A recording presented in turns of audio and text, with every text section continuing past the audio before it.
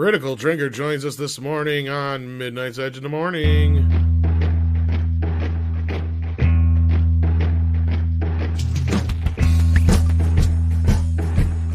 Good morning, YouTube. It's Monday. It's a new week. Time to start fresh. And what fresh hell is the High Republic? It's a pleasure to be here as always. Yeah, man, High Republic.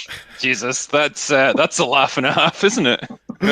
Indeed. Everyone, we are of course joined by the Critical Drinker today, so thanks for joining us. It's going to be loads of fun, and I have to bring out right away on the note of the High Republic.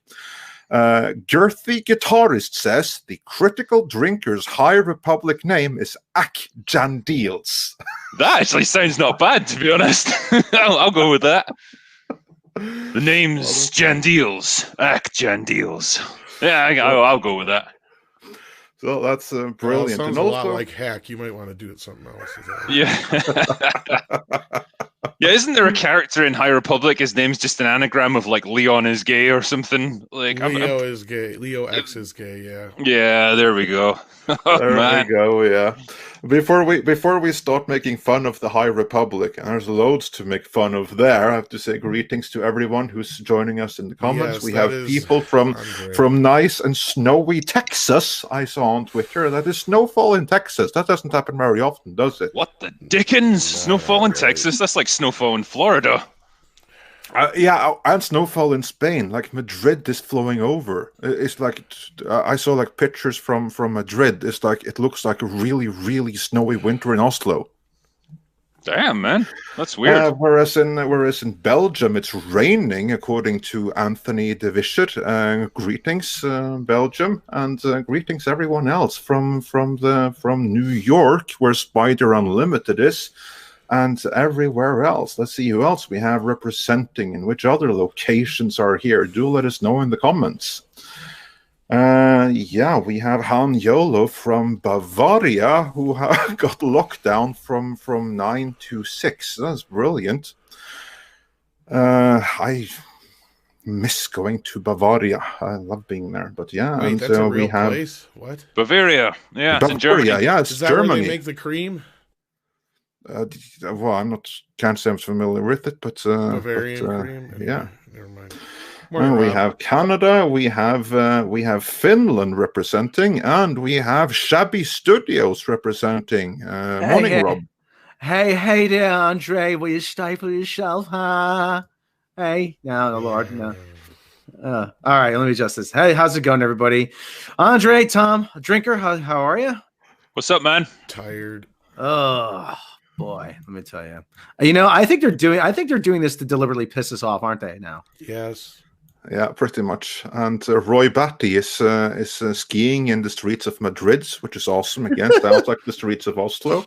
Like, I kid you not, I have pictures of people like in Oslo taking like the skis to the bus stop going to work. So yeah, that's awesome. Yeah, and oh yeah, this is a good one. We also have someone from the People's Republic of America. Greetings, comrade. Yeah, greetings, comrade. I hope that. Don't commit a thought crime over there, or you'll be consigned to a memory hole. Yeah.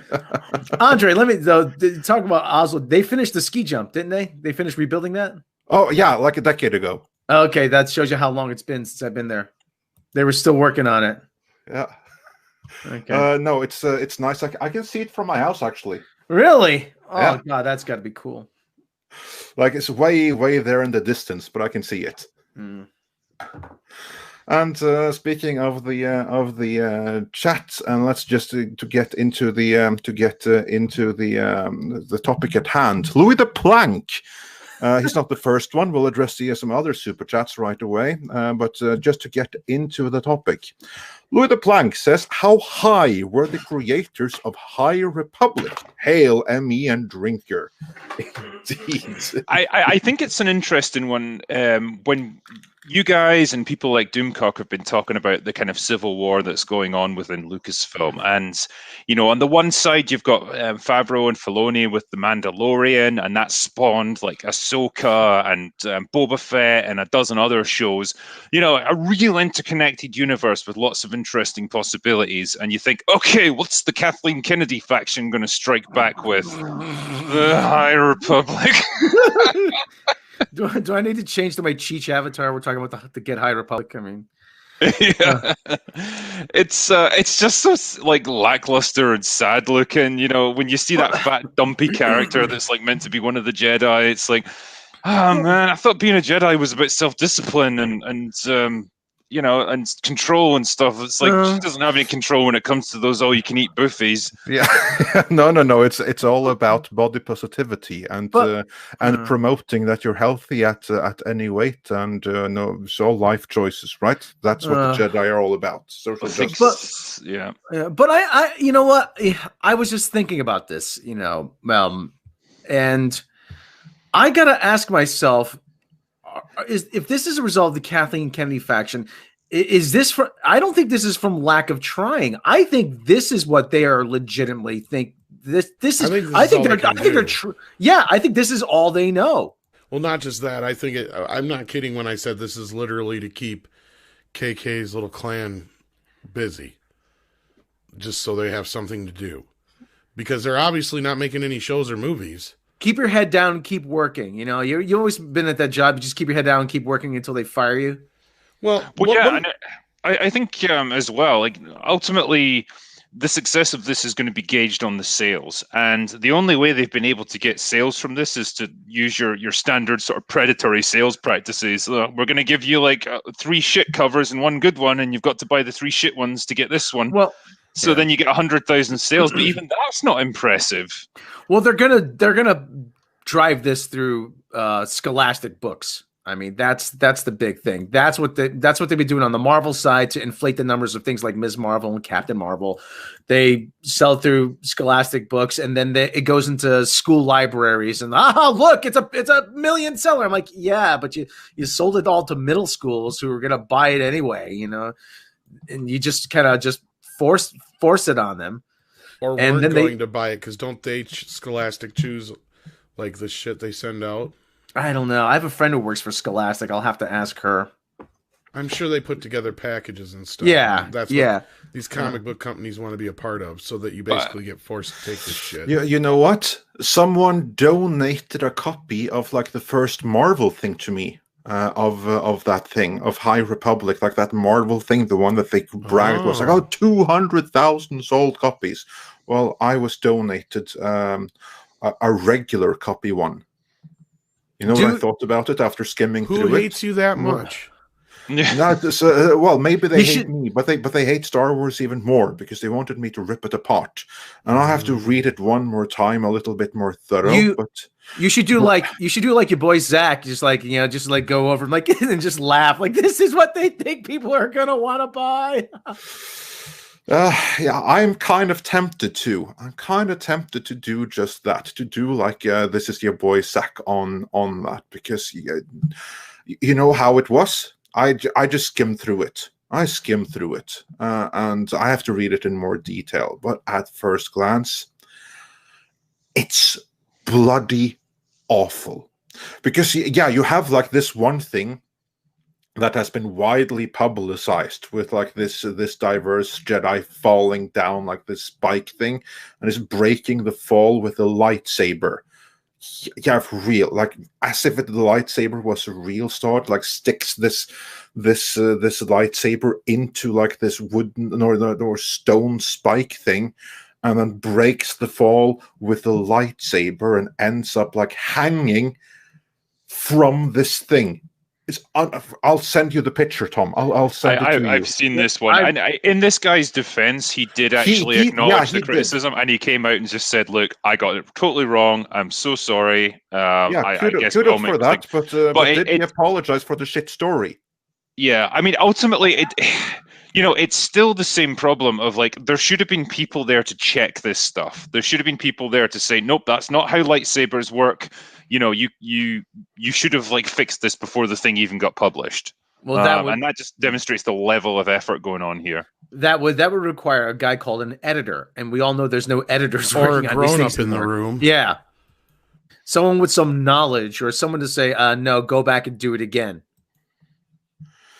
Yeah, you'd think that would be what the Lucasfilm Story Committee did, but yeah, that's giving them way too much credit. It reminds me of a PS2 era cutscene for the game Shinobi when Sega tried to bring Shinobi back, where he jumps out of the character jumps out of a helicopter and he just plants his sword in the side of a building and rides it all the way down.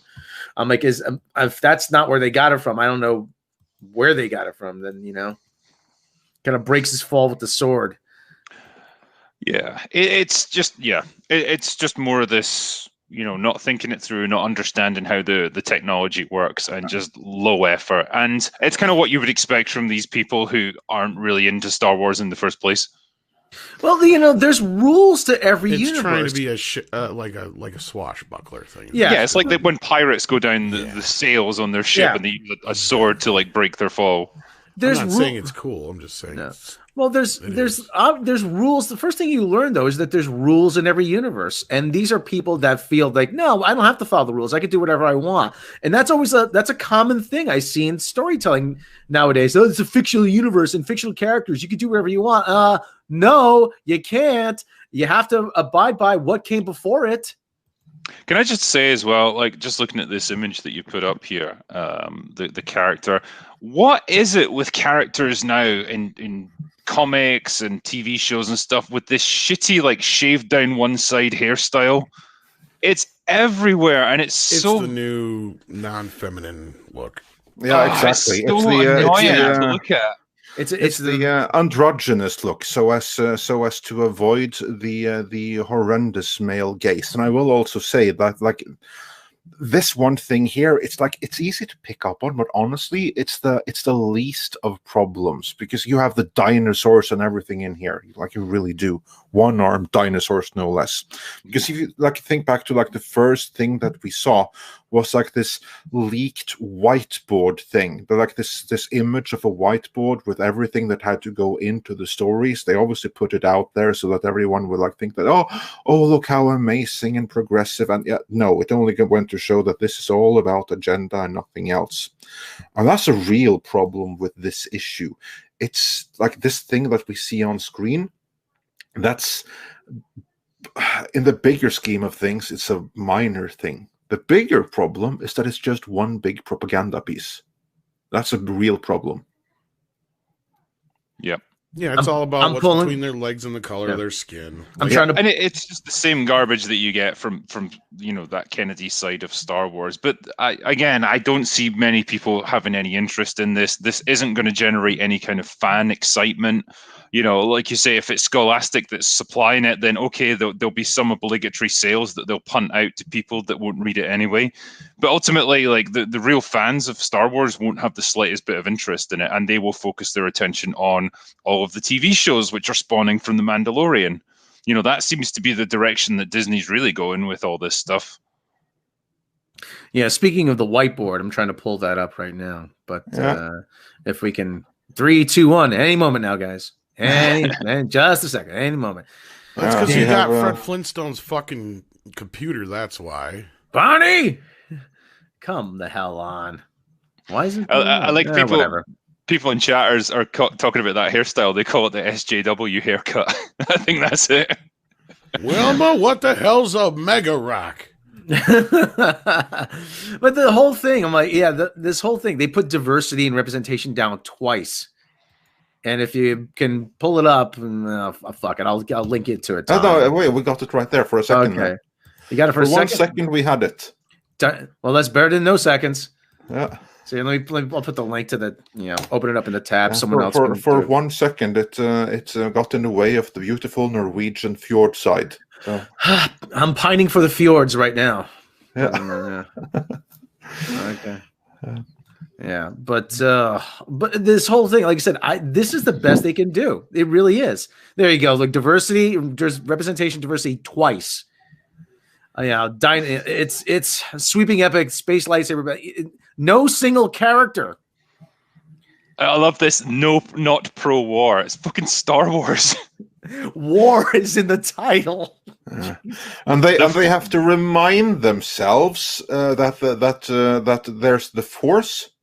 And that it's mythic. These are things. And also remember to put in some space or lightsaber battles or something. Feelings. And this is feelings. That's like more important. Like they're talking about, this is fiction and authentically. Like this seems like okay. Now anyone like if you've never ever seen Star Wars before, I guess that these things could be like kind of like fine. But oh my god, like.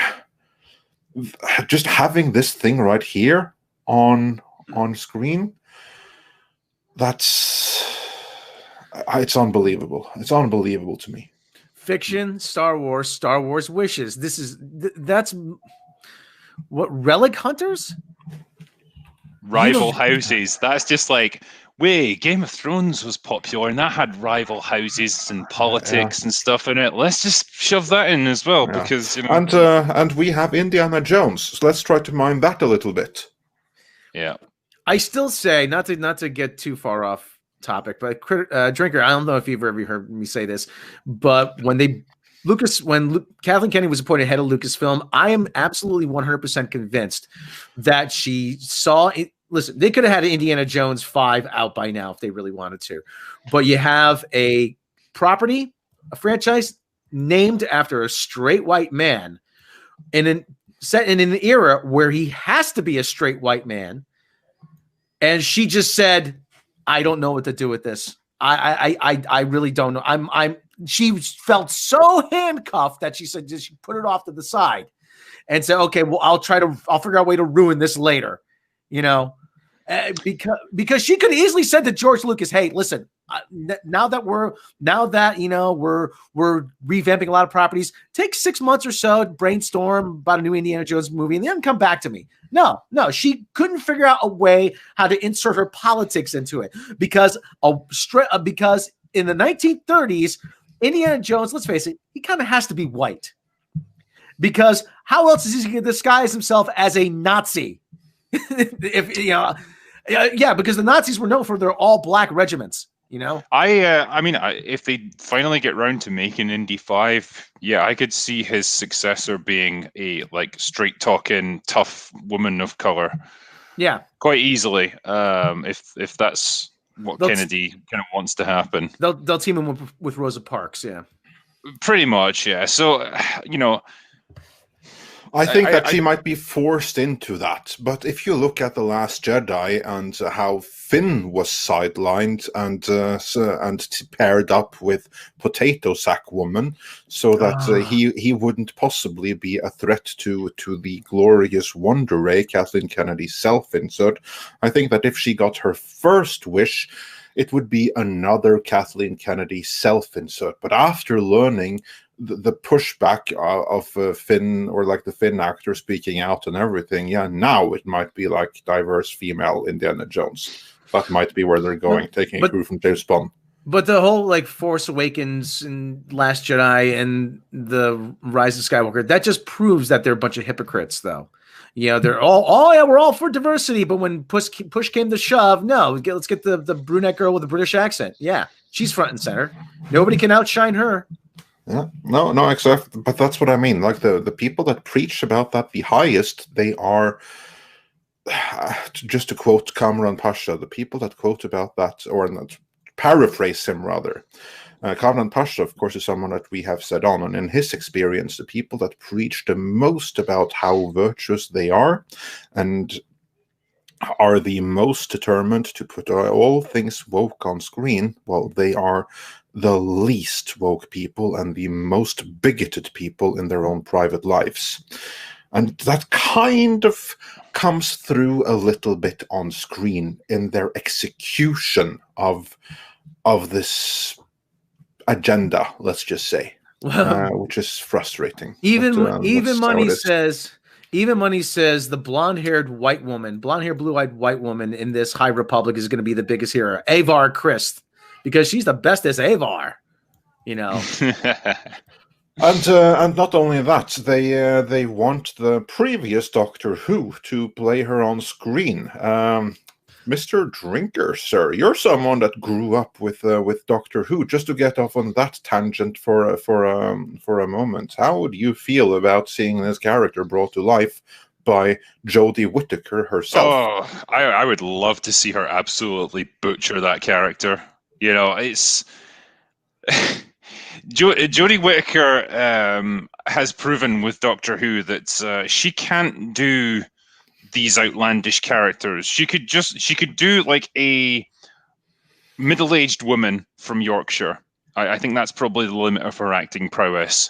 When she took on the role of the Doctor, she wouldn't do an accent because accents are hard, apparently.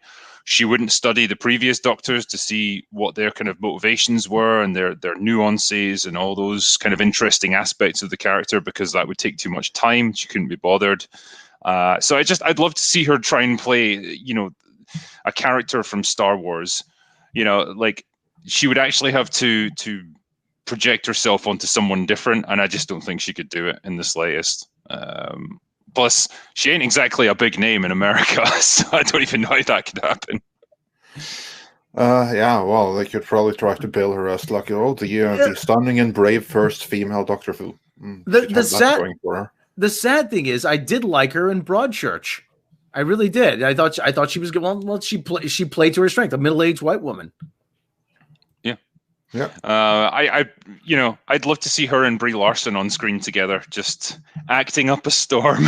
Oh my God, you know what? I actually want to see that too, just to see how bad it was, because there you have like two people who are passable actors at best, and that's being generous, paired together. And if you then have like a director that maybe isn't the best director, which is the kind of director you'd get for whatever the two of them would be paired in, it would be like fun if like there was like if Kathleen Kennedy next year did another Star Wars Christmas special, the High Republic edition, and brought the two of them in there. I'd see that just to see how bad it would be.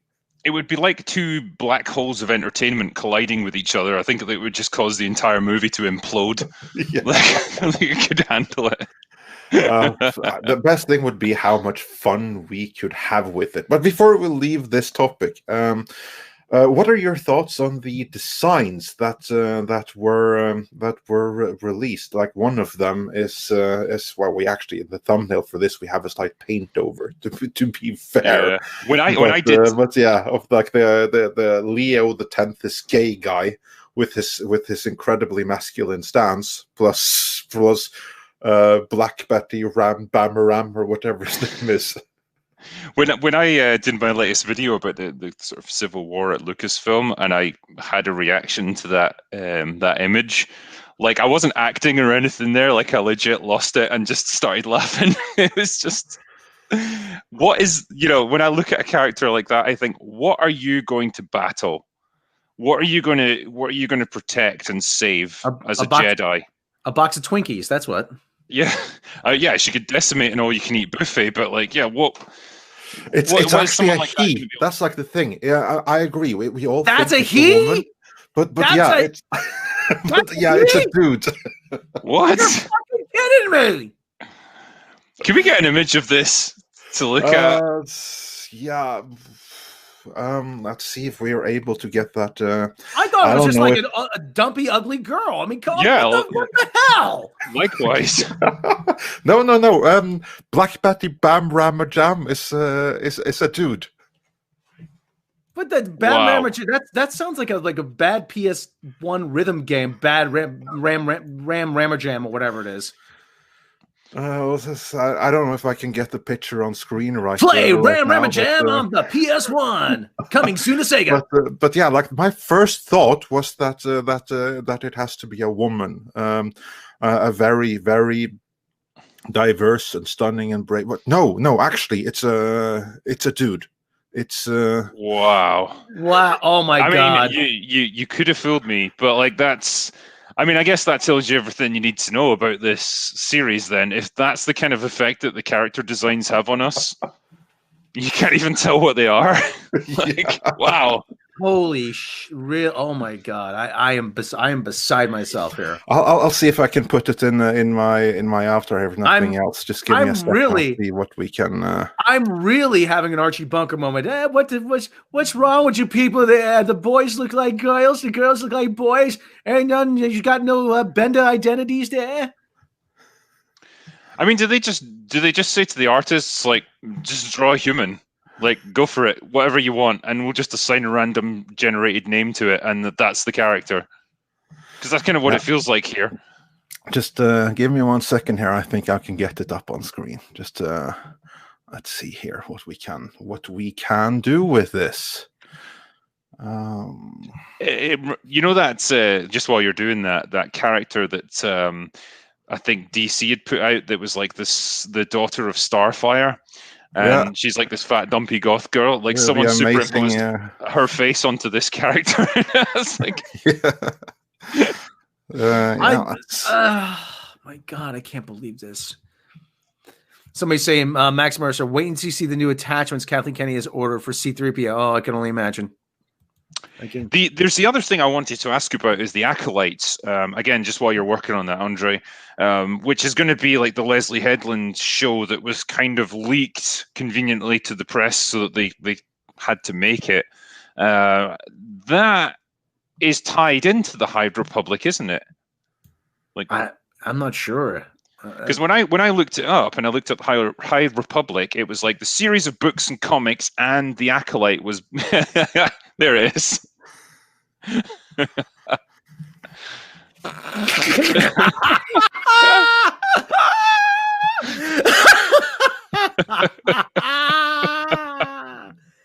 Oh, good God! Now, to be fair.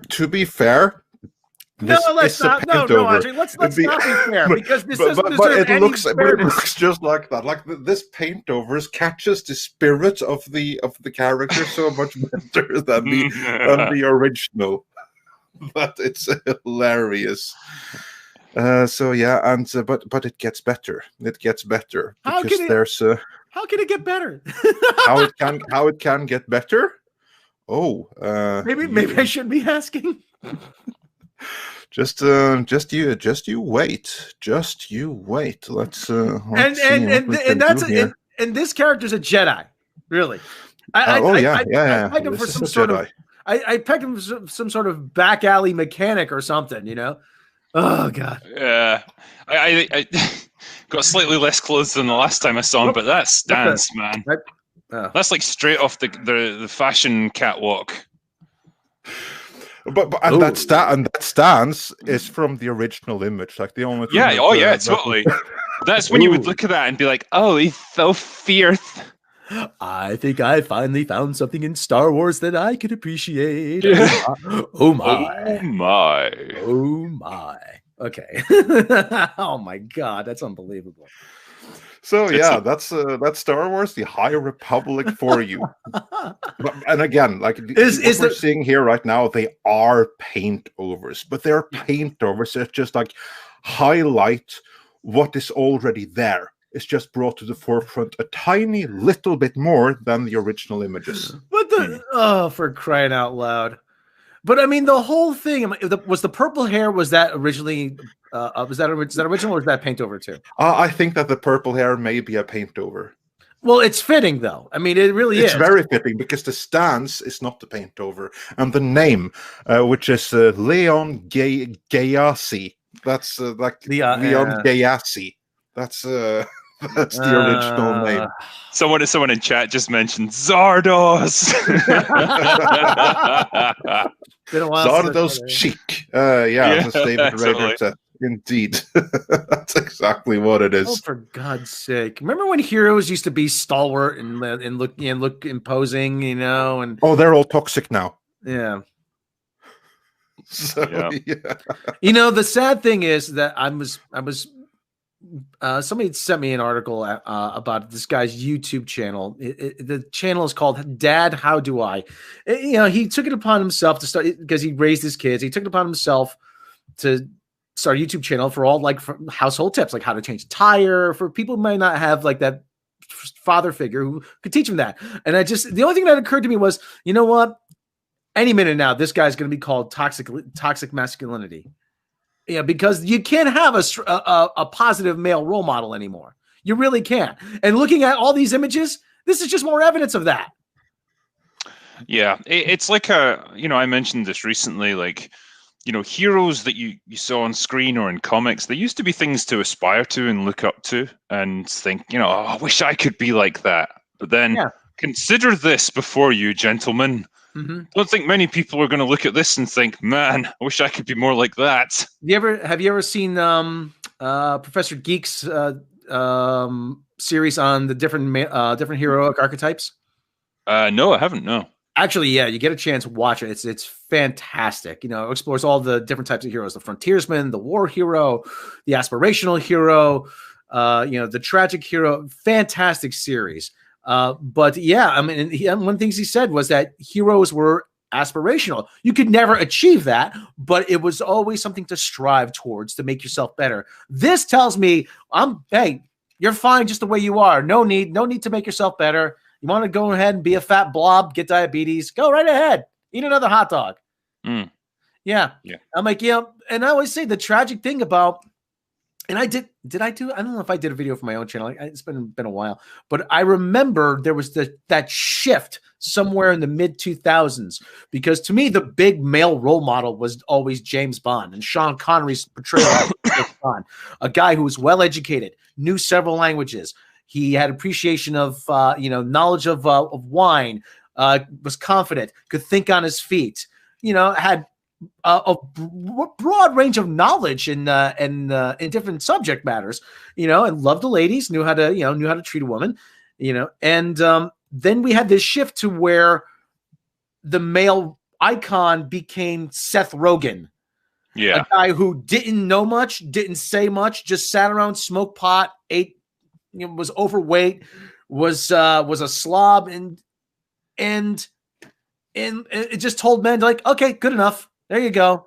The thing is, though, you go to women now and you say to them, like, well, which, do you prefer? What do you find most appealing? And they will go for that Sean Connery, James Bond, like traditional masculine style of character, like 99% of the time. Like what people actually like never changes. But what Hollywood tries to present to us does change, and they're getting it wrong again and again. And that's why you get so many movies that just fail to connect. Well, I don't want to get too much into the big sociological discussion as to why, but a lot of it, I think, is like we had the whole, I don't want to call it an epidemic of divorce in the 70s and 80s, where a lot of it became more prevalent because it wasn't as taboo. It was became socially more acceptable, and a lot of male role models left the house and left the family. So I think there's this lingering resentment towards sort of the male father figure and the male icon of masculinity. And you can definitely see something like that in Brie Larson, where she's just like, the patriarchy, white dudes, and her father walked out on her at the age of 8, I think. And so a lot of this, I think, is getting back at. I was going to say something about. Yeah, well, of course, it's not about equality. It's about flipping the tables on perceived traditional oppression, so that the ones that were perceived as oppressors, and I stress perceived, now become the oppressed, and that's like the real goal. There's no, and that's kind of like what it's about. And then, of course, before we leave this topic, we also have to talk about what we have on screen right now. Yes, Tom, I believe this is one of the writers for the High Ass Republic, if I'm not mistaken. And Anna, our good friend Anna, that Star Wars girl, shared this with me. So I thought we'd take a listen, see what's up here. I was just wondering, where do you get your inspiration from when you're writing? I'm really angry. So angry. And the world just keeps giving me more inspiration. For a lot of things, my inspiration is what makes me move, and what makes me move is rage. Other people it's love. Other people it's just telling a story. So, like, I don't like read long books unless they like really pull me in. And I tend to read when I read historical fiction. I tend to read it for perspectives that you don't get in the classroom, or you don't. Tom, get, like, stop a time, second. Like for the. I don't read long books, okay? So she has no knowledge of like classic storytelling like Lord of the Rings. Yeah, I think this is the lady that said that she doesn't read past the first however many pages of a book, or has never finished a book. And this is a person who's been given like a $1 million publishing deal with Lucasfilm to front the High Republic. Yep. I mean, it's just incredible. Like, you know, think of all the authors out there who, you know, never got a shot and who have oodles of passion. They're extremely well read. You know, they would absolutely jump at a chance for this, just for the sheer creative joy of being able to do it. And then you've got this absolute moron who just stands there like, I don't read long books. you know, it took me a long time to find something I actually like to read, but you know, when I started finding stuff I like to read, I'm like, hey, you know what? Give me more. But to say I don't read long books, derp, you know, shut up.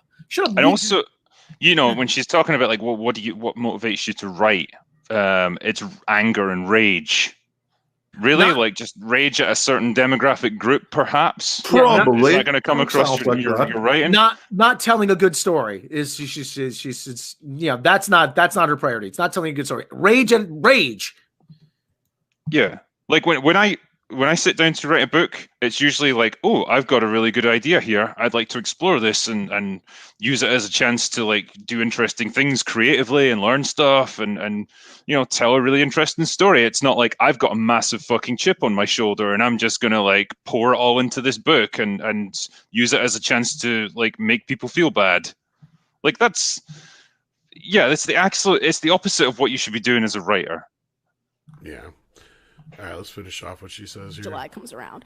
I'm like, I don't need another story about George Washington, right? Like, I know what the dude did. Like, we get it, George.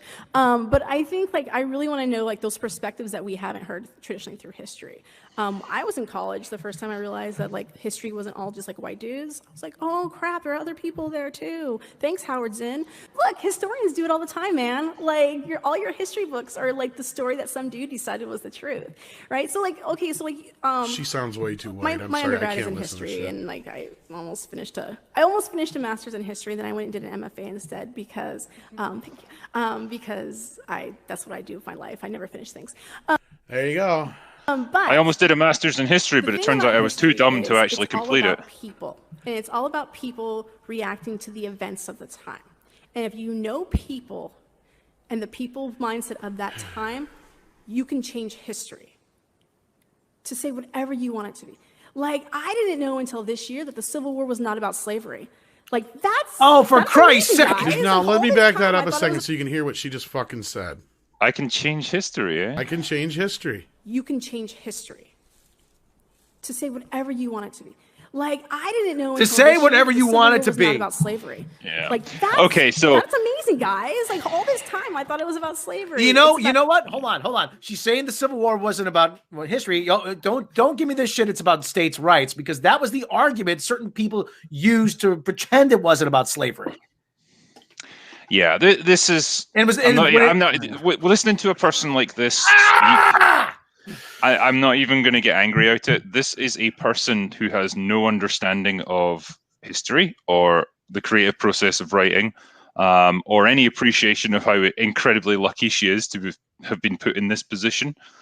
This is a dumb moron who really shouldn't be listened to. But it's a good indication of the culture at Lucasfilm that this is the kind of person that they employ. Where's my Howard Stern sound effect? That's all I hear out of her. I think you know what you get a lot these days is this smug attitude of like, everything you believed in with history and famous historical figures and your heroes and stuff, none of that's true. I'm going to break it all down and tell you my version. I'm going to have my voice heard. I'm going to live my truth. It's like, that's the attitude that you get now. She wouldn't be hired as a file clerk at an insurance company with this attitude. But she is hired by the Lucasfilm story group to write Star Wars, which is unbelievable. Because what she just said there, that's actually incredibly dangerous. I mean, it's not even harmless fun. What she's saying there about rewriting history and stuff like that, that's. I will give her one thing. She said that if you don't like my politics, then don't read my books. As like Kelly Sue McConaughey, I believe it was, said about her comic books, and people stopped buying them, and her books got cancelled. No one should be buying anything that she's reading if they value history, integrity, anything like that, because that kind of mindset that's revealed here is, this is also as the Mr. hallmark. Tickle Trunk just said. We'll get back to some super chats momentarily, but I thought this one was good. Revisionist history is a tool of the authoritarian, which is spot on. Yeah, straight out 1984, isn't it? They can just go and rewrite history. We've always been at war with East Asia, all that. But to better. Sorry, critical drinker. Hey, I take real issue with her defiling the memory of Randy Macho Man Savage and Lord Alfred Hayes. Use one of our white boys. Just to go back to what you were saying, Andre, there as well. Like, the hallmark of a good writer is that they can tell stories without having to inject their personal politics into it, especially if you're hired to do something like Star Wars, where it's not just 100% your IP. You didn't just dream up this universe and these stories yourself. You are inheriting a small part of it, and you've been hired to do this story set within this universe that someone else made. Okay, and a good writer would be able to say, well, I've got all these political views, but people don't need to hear that. I'm going to concentrate on just telling a good story. But, people like her apparently are not good writers, and they can't do that. They can't separate their politics from their work. Yeah, and that's no matter what they may say, this is not the strength. That's pretty incredibly bad and dangerous. It's all I have to say. So this is one of her recent tweets where she says, I see some of you have discussed that there is a black woman writing Star Wars. I don't remember everybody saying shit about that. Don't care. Don't care. I heard more people say they don't give a shit about the High Republic than anything. You know what's great about being verified? Your vitriol never gets past my filters. Stay. So in other words, she's putting her hands over her ears and going, I can't hear you. Problem solved. No, you should be listening to criticism because you're a shit writer. That's the only way you'll ever get better. She doesn't understand that, though. That's right. No, Welcome, she doesn't. Hey, Anna. Hey, guys. I can only stay for a little bit because I haven't slept in like 2 days. But yeah, I found that clip like a year ago, and I was like, you know what? It's a kind of older. I think it's from 2018. I was like, maybe she's changed, but that was her talking for like, aspiring writers. And then I saw all of like the racist tweets that she did, and I was like, okay, she hasn't changed. She's just gotten worse. But yeah. She also said nobody knows about black people before civil rights. Like there was no black history that anyone was aware of before civil rights. Really? Oh, yeah. Oh, for God's sake! You know what? They taught a lot of black history in school in the 80s when I was going. The guy who does actually finish the designs for Washington D.C. was a guy named Benjamin Banneker. He was, and Dr. Jared Bunch, Dr. Jared Bunch, he was a running back for the Giants, Dr. Ralph Bunch. And, there's a lot of guys, there's a lot of history, black history before civil rights. So she's off her fucking gourd.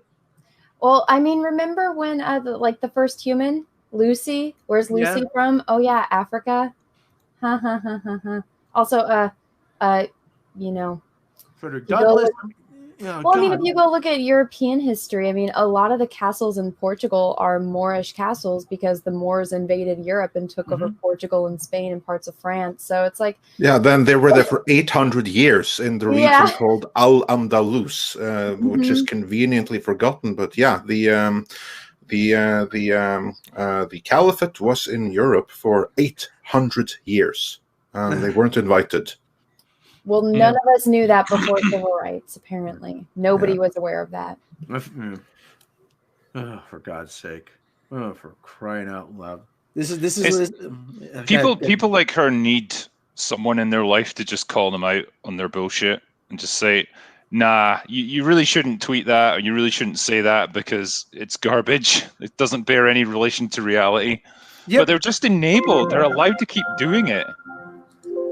Well, yeah, because they've grown up their whole lives. You're so special. You're the specialist special that ever specialed. And there's nobody more special than you. Yeah. And then nobody's there to tell them, there was that moment in Community where Jeff finally had that epiphany. You're just average enough to stand out, but not too much. Yeah. It's I'm going to give myself an aneurysm. It takes you down a rabbit hole of like thought where like all kind of logic just abandons you, and you can't really get into their mindset unless you just let go of any connection to reality, and that's the difficult thing. But they've built this structure around them where they can't be questioned and they can't be challenged in any way, because that would just cause their heads to explode. And so they get wrapped up in this line of thinking where they're just allowed to say it over and over again, and it becomes true for them. And it's just, at a certain point, they come, face first into reality, and like probably High Republic's going to absolutely tank, and they're only going to have deservedly so. They can't tank badly enough. And I'd like to think we have some small part in that.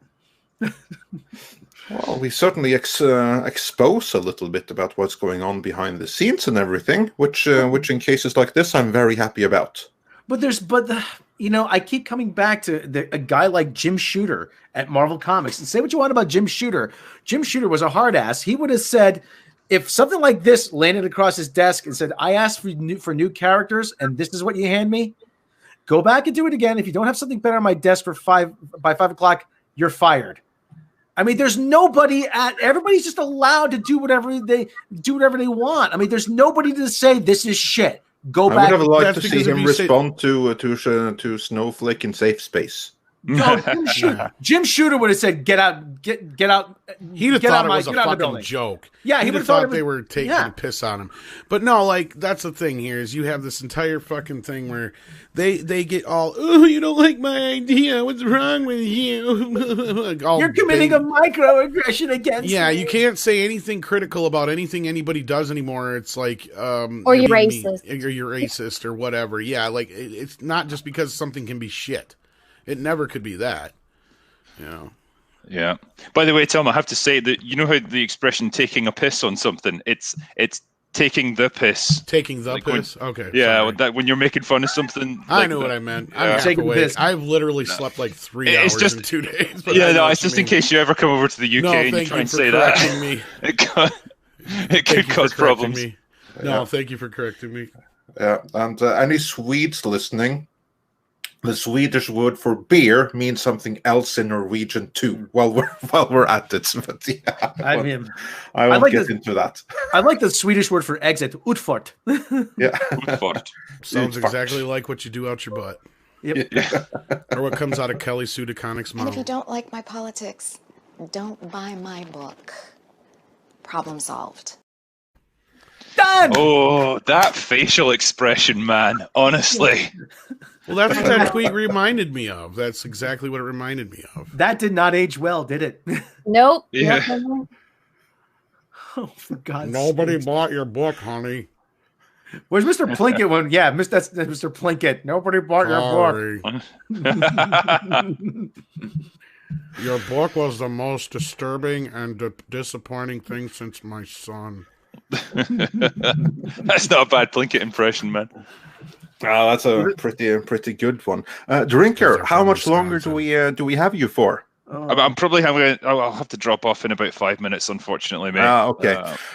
Gentlemen, everyone wondering about Super Chat, we will get to the Super Chats in 5 minutes then, or when Drinker has to leave, that's when we'll start going through Super Chats, and then we'll get bang. But before then, I have to ask you, Drinker, are you a self-flagellating sadomasochist, or have you not seen Star Trek Discovery? Wow. Yeah, I've seen a few episodes of season 3, and then I had to stop because it was hazardous to my health. Language. It was giving me a tumor. Sorry, I couldn't call Drinker. No, it's cool.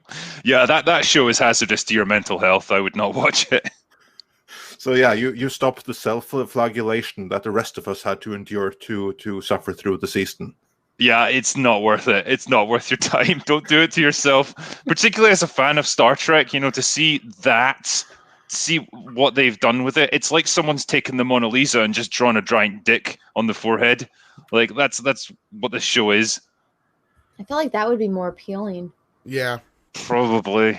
Yeah, than this.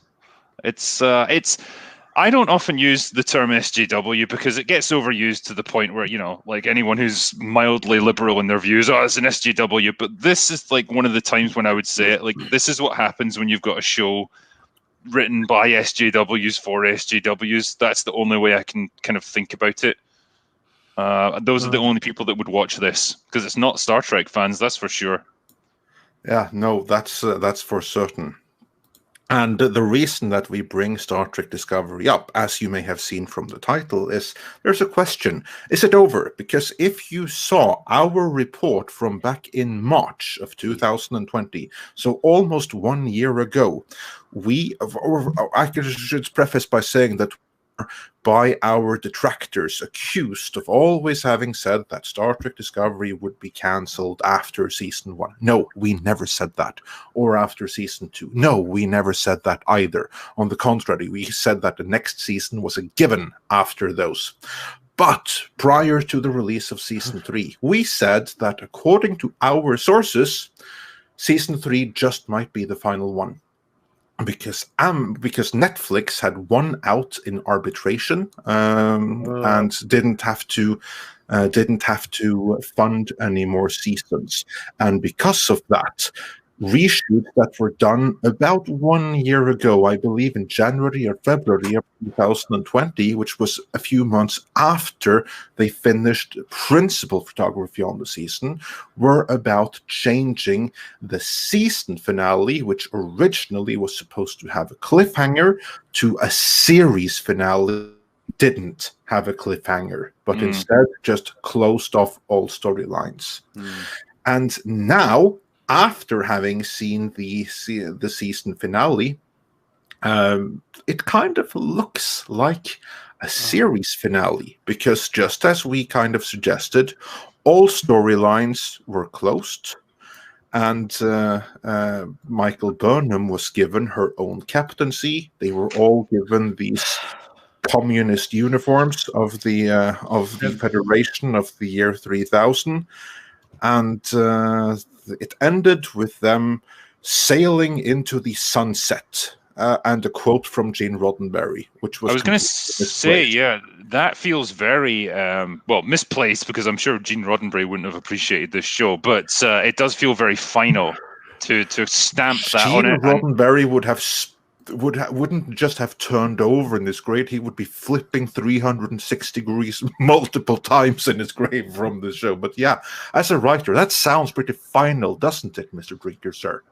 Yeah, absolutely. It gives it that coda of stamp of approval from Gene Roddenberry. See his quotes on it, and I think they even used the original Star Trek theme to end it rather than Discovery's theme, which again feels kind of final to do that last change right at the end. And you've got the Discovery sailing off into the sunset, just like an Undiscovered Country, which was far superior to anything like this. But all of those things bring it to a fairly conclusive end from a writing point of view. They haven't set up another villain for the next season or another peril that they have to overcome. It's just all kind of closed off. And I think for them to be able to say, we've done 3 seasons, we've accomplished everything we wanted to do story-wise, it gives them an out, so they retain their dignity. You see, Andre, you said that they look like the communist uniforms. They don't actually. When I saw those new uniforms, they're the neutrals from Futurama, the neutral planet. If it ever comes up, you'll see. I mean, it's gray, nondescript. It's exactly the same as the neutrals. Yeah. No, not that. Damn it. Well, that's the one that Anna wanted me to share. Oh, okay. And yours doesn't work because your computer is still in the Stone Age, right? Oh, it's probably because my browser. I'm using Vivaldi. Why isn't this browser working? It's probably because I'm using Vivaldi. I'm not using Google Chrome. There they are. Yeah. Now you compare that to the and that guy Vance. He's just as spineless as they are. What do you think? All I know is my gut says maybe. It's a beige alert. I mean, seriously. I mean, this whole thing. I really do hope there's nowhere for it to go. There's really, you said, Andre, there's nowhere for it to go. The burn. I'm sorry, go ahead, Drinker. Yeah, I mean, it kind of felt like with this, season 3 was a bit of a Hail Mary. They had tried 2 seasons of this original series timeline. Nobody was buying it. Nobody liked it. And then it's like, we'll jump forward 1,000 years. So we've got a completely blank canvas to work from. And again, nobody gives a shit about it. And so I just feel like they realized, nothing we're doing is working. It's not the setup. It's not the timeline. It's everything about the show. Nobody's connecting with it. We need to just bring this to an end. And at least what they've tried to do is bring it to an end in a conclusive way rather than just have it cut off mid-cliffhanger. I really hope they don't waste any more money on it, because honestly, they'd be better off just burning their money at this point rather than making another series of this. Yeah, that's kind of what they've been doing. Like, the only reason that Discovery has been allowed to continue as far as it has is because Netflix was contractually bound for multiple seasons to fund it. Had it not been for that, if CBS had to fund this whole thing themselves, it would never have been a season 2, let alone season 3. But as it was, season 1 was a completely free lunch. Netflix paid literally everything. So all CBS had was a minor outlay of development thing before Netflix came on. Netflix were sold a false bill of goods, so they really got the lemon there. But before they realized, they had locked themselves in for multiple seasons. They didn't want a repeat of season 1 with season 2. So then season 2, then CBS had to fund more themselves, and they had to fund more still in season 3 because Netflix were like, oh hell no, we'll pay the minimum, but no more than that. And that's the reason why the budget went down for each subsequent series, because they had to pay more of it themselves, which in the end they didn't pay. Now, Anna, you wanted me to share this. You said it reminds you of the Mycelial Network. I don't even know what the Mycelial Network is. Oh, that's the whole tardigrade thing on Star Trek. Yeah, I only vaguely saw that. But yeah, it just made me think of like one scene where Michael Burnham is like seeing the spore drive. But this is one of the pages from the High Republic comic. Looks just like Michael Burnham. It does, yeah. So she must have some. She evidently has some kind of influence. But speaking of influence and influential, we've been delighted to have the influence of the great script doctor here today. But you have to you have some more drink to raid, don't you? I'm afraid I do. Yes, I'm going to have to head off. The booze is calling to me. But yeah, I'm sorry I couldn't stay in for a bit longer because this is a really good chat, and I really wanted to go on to Cobra Kai as well. I know, later. Me too. I apologize, but no, it's been good to talk to all you guys and catch up a little bit. It's always a blast to have you here. Well, maybe we'll do a separate roundtable on Cobra Kai later on, and you'd be very welcome to join us for that. Yeah, I mean, I think I'm gonna try and do a stream on it at some point myself. So yeah, if you want to come on at some point, we'll see if we can do that. For Cobra Kai. Ask Andre. I spent most of the last. Never mind. Anyway, I've been editing everything, but we got some breaking news quick before you go. You might want to catch this, Critical Drinker. Somebody owes me an apology. It's official. Ryan Reynolds' Deadpool 3 confirmed for Marvel Cinematic Universe setting. And not only that, according to Kevin Feige, it will be rated R. Oh, okay. Interesting. That came out like, 5 hours ago? Yeah. Okay. I didn't see it. I was working. Yeah. Editing Karate Kid documentary. Karate Kid and Cobra Kai documentary. Let's be clear about that. Like, it's all the good stuff in one go. But thank you so much, Critical Drinker, for joining us again. It's always a blast to have you, as we said. Check out Critical Drinker's channel. If you haven't, check out his work as well. You have a few books. You got a brand new book right now, actually, don't you? I do indeed, yeah. Well, it came out like a month ago, something like that. So that's Still Something new to to me. Die For. Yeah. So it's called Something to Die For, and it's the last book in the Ryan Drake series. So that's what I've been doing at the moment, and I'm currently working on a new one that I can't say too much about yet because it's out with publishers right now. Does he But die? I can say something about it. Unlike anything from the High Republic, it's a real book from someone that knows history and is willing to actually read books. Yeah, I've read long books even, so I can see that. And it's not just rage that fuels me; it's usually booze. That's a much better source of inspiration. Some of the greatest artists of all time were slightly, shall we say, intoxicated when they did their best work. Indeed. Anyway, well, thanks very much, guys, and I'll catch up with you next time. Bye. Take care. Thanks for joining us, and you're welcome many times. We look forward to having you again. All right, thanks. Bye.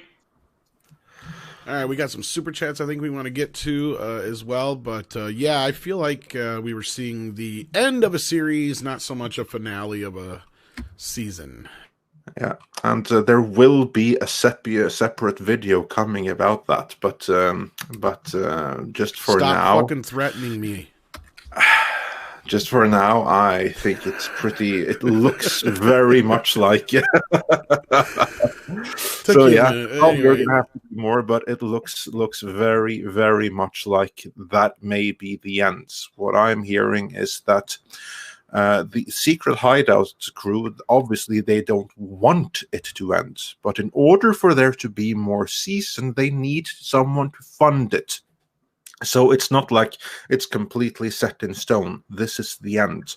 But they had an alternative. They could have gone with a cliffhanger ending, but I think even the powers that be at Secret Hideout knows that at this point, it's looking more likely that there won't be a season 4 than that there will be a season 4. And for that reason, they went with the ending that is a more final series ending, because in the event that they do get the series 4, then they can always just continue from there with that sort of a fresh start, which wouldn't be anything new for Star Trek Discovery, since each new season has been a reboot of the previous season. But if there is more, it would be kind of embarrassing to end the whole thing on a cliffhanger. Well, like a soft reboot in a sense, like every season takes like a completely different turn. What is this, may I ask, the trans characters with all the face paint? Because they didn't have any money for Crusher. makeup. Sorry, go ahead, Andre. Yeah, no, that's Transley Crusher. And the images that you've seen of all the excessive face makeup, that was because in the final 3 episodes, then we learned the cause of the burn, which was just a really emotional Kelpian who is stranded on a radioactive world, where he's the only one that's alive inside of a spaceship, and the ones keeping him company are holograms. So what happens is that as they beam in, the hologrammed AI basically decides that, oh, these people from outside, they look too scary, so we're gonna add a layer of hologram on top of them so that we just juggle around their species a little bit. And so Transley Crusher, who is a normal human to begin with, she gets this alien skin, and the whole purpose of that was to give the actor behind the Saru outfit some face time, probably because it was going to be the only chance that he would get, because the series was due to end. And there wouldn't be any more opportunities for him to act without a mask. That was the whole reason, just to give him some face time. Like, seriously, there's no creative reason or no story reason why they needed to get like some stuff added on top of them. But it was just so that they could remove the Kelpian makeup from Doug Jones for that sequence. That's it. And in order to justify that, everyone else had to have like some crap glued on. Yeah, you wanted some FaceTime, is what it is. Yeah. So yeah, that's the secret behind that mystery. He's the best. He's the best guy in the whole show. I mean, geez, give him whatever he wants. And he got, and in the end, spoiler alert, he got to retire with his male Kelpian companion on the Kelpian homeworld. Oh, he's gay? Yeah, he turned out to be that way.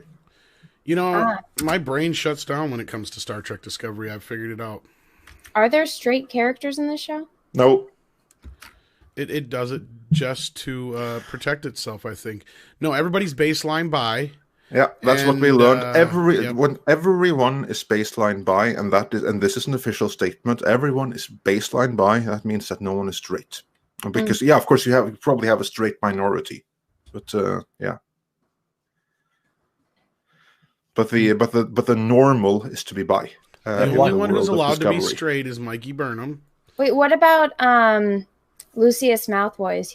Is he straight? Wasn't he sleeping with the like Admiral lady? Yeah, but he was mean and nasty. Okay, because he's a straight white man, right? He's still baseline bi. Yeah. And he's also from the mirrored universe. Stephen the Otten, original one, or I don't know. The one that we've seen on screen the whole time, he was always from the mirrored universe. That's why he was so good and so smart and good at war and everything. Because the only ones that are useless and actually can do something to defend the Federation are either Michael Burnham or from the mirrored universe. You literally have 3 people with any kind of sense of strategy or any kind of skill set in how to win a war. Let me put in the it to you whole this way, of Star Trek Aaron. Discovery, and that would be Michael Burnham, who is the bestest ever, and it would be the captain whose name I forgot, but the one you refer to right now. He's from the mirrored universe, and then it would be, what's her name again? My brain forgets. Which one, Tilly or no, Michelle the Michelle's character, the one that was supposed to get the second. Joju, yeah, she's also from the mirrored universe. That's what I was going to say is about anyone from their universe. Yeah, anyone from the warrior mirrored universe, they're the ones that can win a war. And were it not for them, then there would be no Federation because they would have lost to the Klingons many times over. So it literally came down to 3 people, and 2 of them were from the mirrored universe. Philip Augustus. Who wrote this? Oh, fucking. Well, probably Michelle Paradise or Alex Kurtzman, and then from what we've heard from inside sources, or I don't even know how inside it is anymore because I think the person said it on a stream once, but anyway, don't matter. Basically, from what we've heard, John or Jason Ottman, whatever his name is, has been running the entire show this season because he had to come in and take over because they fucked it all up. But he's like a screenwriter and director or something like that, so he's like, even though he's listed as like an executive producer or consultant or some shit, he's actually basically running the show, not Michelle Paradise. And it hasn't helped. Well, he probably fixed it from how bad it was. I mean, this is like probably trying to put water back into a glass. I get that. So the guy probably tried to do the best he can. I don't want to try and, tear him down or anything, but yeah. Some things just can't be salvaged, and this is one of them. And with that, we really have to get to some super chats. We need to salvage our super chats. Yes, luckily we can salvage it. John Ottman. Yes. I knew it was one of them. And the first one today was Roger Haynes, who sent us a thumbs up super sticker, so thanks for that. And Sontar said the Republic is not what it once was. No comrades, it is not. But that's for another place. And Silver Nova says Ram Jam Ram. perfected the Jedi art of moving food during meals by using the Force. Later used by Anakin when he impresses Padme at the dinner table. More like Ram in that fucking donut in his mouth. And Mills sent us 14 South African runs and says, we need to talk about the Clarice trailer. It's crap. Is there a new one? No, we don't. Yeah, dropped this morning. Please don't talk about it. Silence of the Lambs is you know what? We'll save that. We'll save that for the end. We'll react to it live. We'll save it for the end, and then we'll see it then. And Louis B. Plank says, how high were the creators of High Republic? Hail, ME, and Drinker. Well, how high were you? I heard there's a Clarice trailer and had to jump in. Is there a new Clarice trailer? There is. Oh, God. Oh, my God. We got like so high, that we wrote a bunch of Star Wars. Yeah, man. Yeah. Well, we'll get back into that Clarice trailer later, but I have some more super chats to run through first, and then we'll see about the get up in the morning. Clarice thing here. I mean, the High Republic, California is a legal weed. I mean, so they are. It is. Yep. So you need to write a version of that song. It'd be like, stormtroopers don't like to get up in the morning real early. Imperial stormtroopers don't like to get in the morning, but they have to, so they do it real slow. They couldn't hit the broadside of a barn.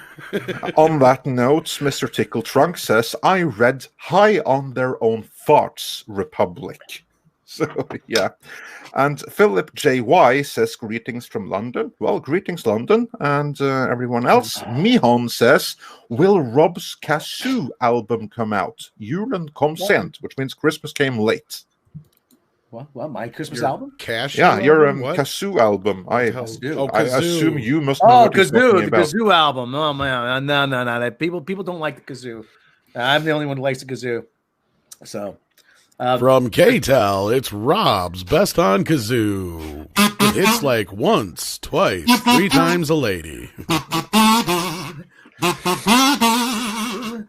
And he'll be burning down the house. Yeah. And Polaris Success, greetings alls. Nice job on the charity, Tom. Yes, Tom, you were on a stream with Star Wars Theory, were you not? Yeah, it was crazy. Within like less than 3 hours, it was like 2 hours it was, just a little over. They raised altogether like 32,000. I think it was closer to 35. Oh my God! It was 36 before I passed out. Was it 36? Okay, yeah. I thought we hit 35 at one point. Holy cow! I was amazed. Well, people were donating after the stream was finished. So yeah, and you see this is what the toxic fandom will do.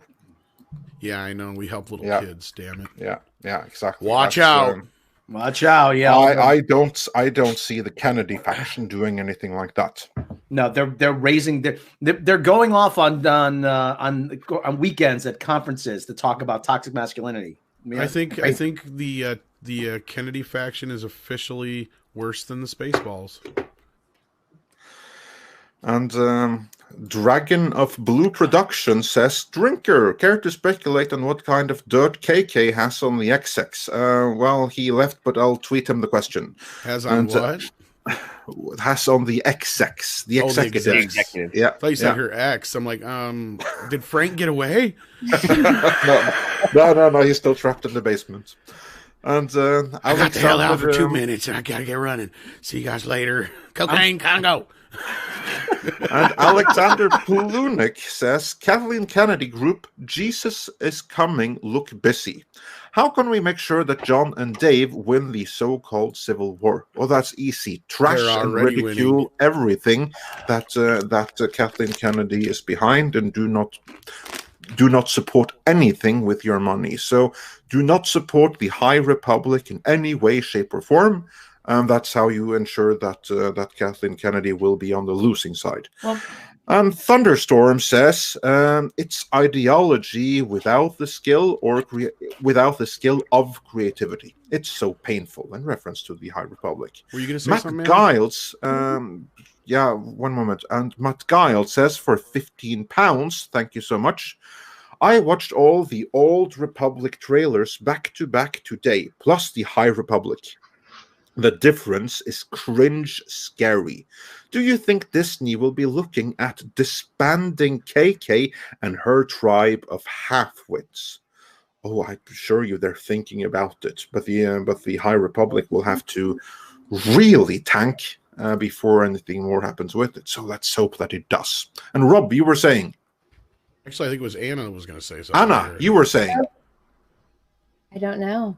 Oh, maybe it was Rob. I knew somebody was going to say something. No, it was. Well, I have something to talk about. While I was scrolling through this, the High Republic comics, somebody sent it to me. Did you know that the character, the POC Women of Color character, looks up to the blonde-haired, blue-eyed white woman like she's the bestest ever? Avar Chris? Yeah, she's literally standing up on a podium while the SJW haircut chick is like gooing and gawing at her. So they elevated her literally on a pedestal amongst the rest of the crew, the cast of characters. Yes. Yeah, that's obviously because like that would be like the Kathleen Kennedy self-insert, wouldn't it? And she's probably hoping for the female Doctor Who to play her in the female adaptation. So we have to establish her as the bestest ever and someone to look up to early, now won't we? And what would be a better way to achieve that than having the ersatz Michael Burnham look up to her? Or better yet, I just see people. Remember? See, diversity just means blonde-haired white women to them. That's all it means. While we're on the subject, just remember to defund Hollywood. And while you're at it, you can help by buying this T-shirt instead of buying a stupid movie. The Jack of All Casuals reminds us that you can get Surfshark right now. And if you type in the code MIDNIGHT when you order, you get a special treat. You do. You get a really, really good day. A really, really good. You get a good day because you'll get 3 months for free. So, it's a good deal. Any way you slice it, really. Yeah. And we use it, so we can stand by it. And before we get back into the other super chat, Stephen Utton has an interesting super chat here. He says, Hannibal Lecter series without Hannibal Lecter? I guess he was deemed too toxic. No, that actually isn't the case, Stephen. The case is actually more so that they cannot use Mr. Lecter. Isn't that right, Andre? That is indeed right. He is, of course, referring to the Clarice Starling series. And this goes back to the movie rights, actually, because the movie rights were originally portioned off after the very first Hannibal Lecter book, which was Red Dragon. And they were originally sold to the Dino De Laurentiis Corporation. You see, Dino comes back again for those of us that have seen our Dune and Conan documentaries. So he was the one who was sitting on those rights. And then when they made the Silence of the Lambs movie, then Dino De Laurentiis basically allowed them to use the rights to the characters that were originated in Red Dragon. Because there you have like the thing. So the characters that originated in the book Red Dragon are under a different set of rights from the ones with originated in the Silence of the Lambs. Now, the one that originated in Silence of the Lambs was Clarice Starling.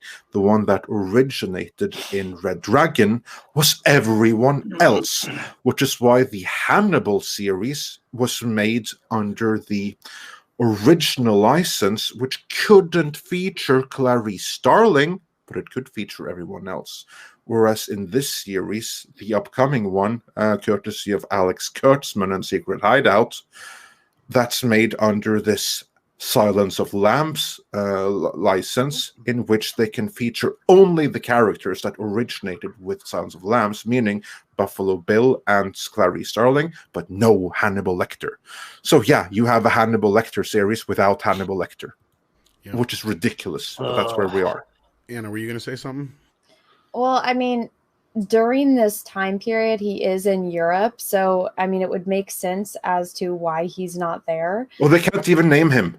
Yeah, I know. I read the script in my mind. Like, I was pulling out my hair reading that shit. But it's going to be a complete shit show. Yeah. And I mean, you could do a very interesting story with just Clarice Starling. I mean, half of the book of Hannibal is, Clarice is in her own thing, dealing with her own thing, and then he's off on the other side of the world, and it's, Mason trying to trap him. He knows Clarice is part of, going to be one of the pawns in the trap to get Hannibal Lecter. So, I mean, that could be an entire plot or overlooming plot, is that, we need to get him, but you just don't name him, maybe, and have a code name for him. And that would be a very easy way around it. Will Kurtzman figure that out? Absolutely not. Well, I remember skimming through the script. Wasn't there like a de facto kind of character they use instead? Isn't it? They kept referring to Buffalo Bill, but not how. What was that? Sorry, Anna. Can't they just say the doctor? So how long is where's the doctor these days? Yeah. Script, you're the one that knows this in far more detail than any of us. What are they doing to get over the whole Hannibal Lecter conundrum? Are they bypassing? Well, there was some other criminal they had in the script. I remember that they're using to get info from, like they would Hannibal, but it's not Hannibal. But Script, you know this in detail. So just take us through it. How do they get past doing a Hannibal Lecter series without Hannibal?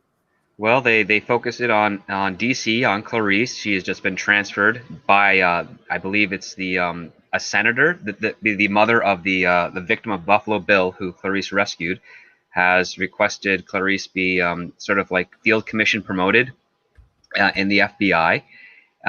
And they refer to all of Buffalo Bill stuff, but they don't really refer to Hannibal Lecter at all. They kind of allude to it in very poor ways. But it's really it's focusing on this other investigation where these women are being murdered, and it might have to do with a drug corporation killing them, or someone against this drug corporation that makes migraine pills, if I remember correctly. And apparently these migraine pills have some other side effects, and there might be someone from the drug corporation trying to kill the people that have been reporting on this, or someone who is who really wants this corporation to be thrown out or like destroyed and taken down, is killing these women and trying to stage it as it's on behalf of the drug corporation. Like, it's a really weird, convoluted, organized pseudo mystery. That's a good movie. I'm sorry? I've watched that movie. I can't think of the name of it, but I've seen that exact plot. It's a familiar plot, yeah. Like, it feels like there's a bunch of other films that have done something similar to that, where you got like a fringe group that says, we're going to pretend to be, evil corporation. We're going to kill these victims who are suing this evil corporation to make it more likely that they investigate the evil corporation type of thing. It's not as frequent a trope nowadays, but it used to be pretty common in like the 60s and 70s for some thriller television shows or specials of that nature. You know what's so awesome about it? That I'm not going to comment any more on it because I don't want to get us shut down. But it's funny that this has kind of like an anti-VAXXER theme going on in this day and age. That's pretty amazing timing. That was pretty. I remember that sticking out because I just skimmed through it. I didn't read the whole. Anna, I know you read it too, but the script. Yeah, the script.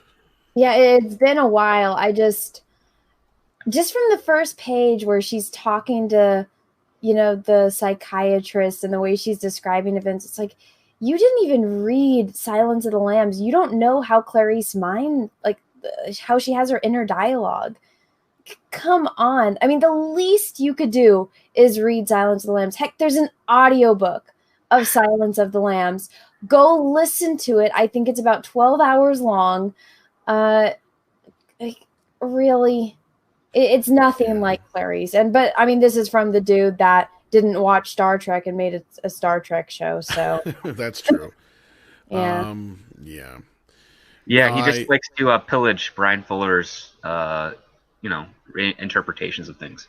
Yeah, well, that kind of goes back to one of the super chats we just got where, like, yeah, this show, it kind of does feel like a big fuck you to Brian Fuller.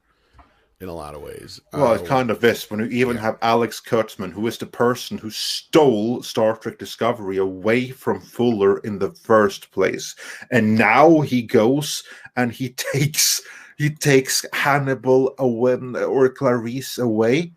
after Fuller did that amazing Hannibal Lecter series, that's just petty. There's nothing else to say about script it. is not drunk, Stephen Otten. That is seriously the plot. Yeah, it is. It's for real. You got the script confused with the critical drinker here. So no, and even critical drinker would be like, drunk. "No, I'm not drunk." I can't do the voice right now. Fuck it. I'm not even drunk. You're not even drunk. Yeah, whatever. Yeah. Sorry, drinker. But like my brain's trying to shut down from the stupidity. Yeah. But Kurtzman just feeds off of Brian Fuller's scraps. I mean, is that what it is? What's come on. Yeah, he's kind of a parasite, so to speak, I would say. That's a good analogy. He probably asked him out and he said no. He's the pilot fish that swims underneath the great white shark, Yeah. That's just trailing along looking for a easy meal. Yeah, but at least the pilot fish helps the shark when it eats off the body. Yeah, it's oh my god. Well, anyway, let's just say that after Star Trek Discovery, and I don't think we'll be getting any more Star Trek Discovery, even though they announced a season 4. Well, from what I've heard, they have not filmed one frame of footage for season 4. So whatever they were filming when they said they were filming season 4, that wasn't season 4.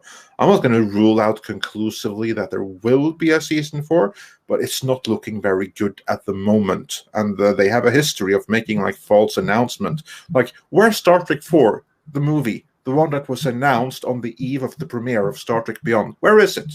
Where is Star Trek Section 31 that was announced on the eve of the premiere of Star Trek Discovery Season 2? Where is it? Tell me, where is it? Show me. That's exactly the same thing with Star Trek Discovery Season 4. Announcing is cheap. Following through costs money. Well, that's money they didn't have in the case of Star Trek 4 and Star Trek Section 31. That's Kurtzman's MO, though. I mean, he announces a bunch of sequels and projects, and look at Sony's Spider-Verse. I mean, there was a whole like Spider-Verse that Kurtzman was gonna spearhead in the Dark Universe. And his thing is, I'm convinced this thing is, he announces every conceivable sequel under the sun, and then he just like, well, you can't cancel it now because we got all this stuff lined up, so you have to, and it takes some pretty significant gymnastics to get out of these contracts. I mean, but as I think I said this before, and Andre, I think you've said this before, don't be surprised if there is a season 4 of STD that the starships suddenly have the names like the USS Dingzhang or the Guanji, and that'll give you an indication. That'll give you an indication where they're getting their money from. Yeah, and absolutely. I don't want to get too much into that, but the beauty is that in lieu of any more Star Trek Discovery, we'll have Clarice to have fun with, and we're gonna have plenty of fun with that, won't we, Script Doctor? Oh boy! And Anna, of course, you're welcome to have fun with us on that too. Well, I mean, that Silence of the Lambs is my favorite movie and my favorite book. So I'm just, I mean, that was one thing that I thought you couldn't touch. It's like, you already fucked up Star Wars. You fucked up Star Wars. I don't even know what's going to happen with Lord of the Rings. Silence of the Lambs is safe. Nope. I don't know, but don't you know that they're playing a game of, can you top this? Nothing is sacred to them, Anna.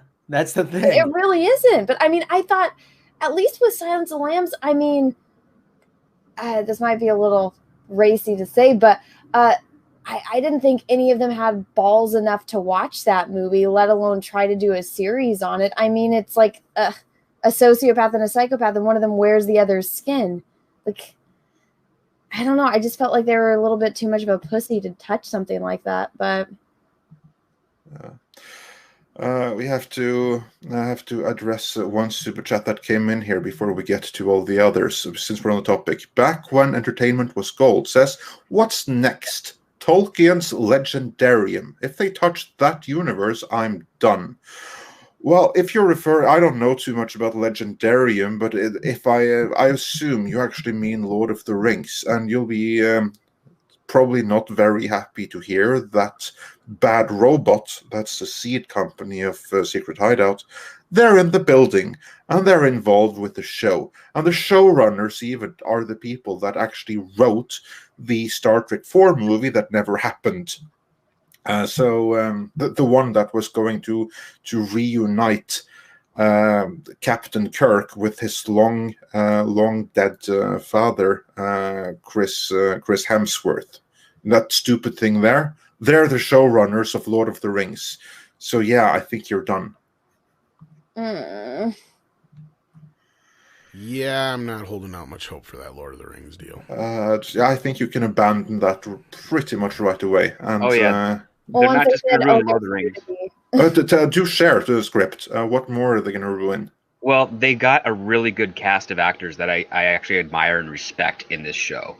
And so now they're going to be, like, if the scripts aren't good, which could be the case, especially considering the history of these new showrunners, we're now going to see these actors and actresses, their faces are going to be spouting horrible words or terrible story ideas or something that will fit within the rules of the Tolkien estate, but still not be good.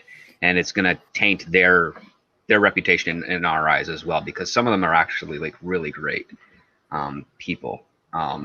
They have the lead actor from a British comedy called Chef, who is married to Don French, and he's ridiculously funny and charming and a really good actor. And does that guy. Yeah, I know exactly who you mean. Is he in the series? What's his name again?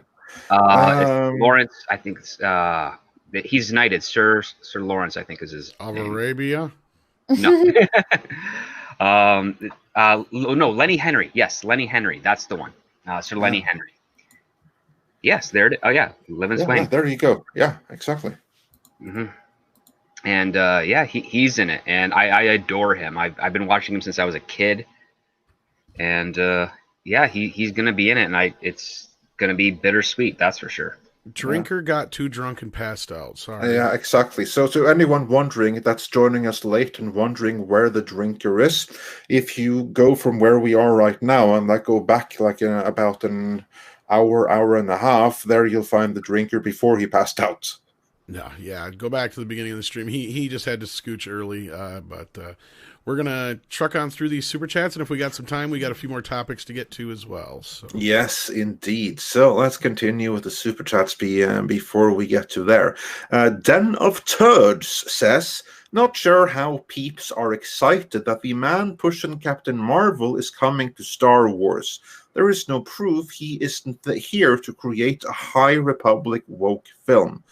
Well, from what we're hearing, what he's creating is something that's building up to Thrawn. And yeah, he did push Captain Marvel, and that's bad. But he did the rest of the MCU as well. So let's not abandon all hope just yet. And I always got to constantly remind people that in Bob Iger's book, he takes full responsibility for Captain Marvel. He does, yeah.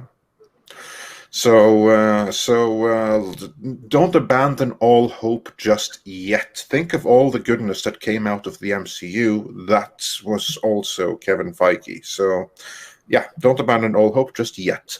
And rude artists, yeah? What was that, Anna? Who started the MCU? Exactly. Yeah, I don't understand all of a sudden this big fucking push against fucking Feige. Just because of one fucking movie. One. And, one movie and one scene. Let's never forget the and let's be clear here. You want to bet how much you want to bet that he was okay with her being completely taken out of fucking Endgame almost? Because he was very okay with it. There is no way that's the way the movie was supposed to go. Can I just say though? I hated Endgame. I thought it was, after all of that buildup, that's what they decided to do. Which makes me think he's one of those guys that, you start off strong and then you get, to the final inning and you just completely botch the game. So I've lost faith in him because of that. Because, I've been waiting for, over a decade for that. And I'm like, that's the best you could come up with. Well, that was the Russo pitch. I liked Endgame. He had to approve it, though. Yeah, but he okayed it. Yeah, He, okayed it. he's basically set out this is how it's going to end, and they filled in much there. So yeah, and for all we know, the end of the Star Wars Mandalorian saga can be dreadful, but I think we're going to get some really good build-up before we get there. I don't know. Yeah. I've watched Endgame a couple times since it first came out, and I like it better every time I watch it. But that's just you notice though. I want to point out to someone and say, "Yeah, well, all roads still lead to Jake Skywalker." You notice they don't mention. They obviously it's too early to mention the First Order, but they don't say specifically the First Order. They say the Empire is back. So, I mean, so if they're left yet.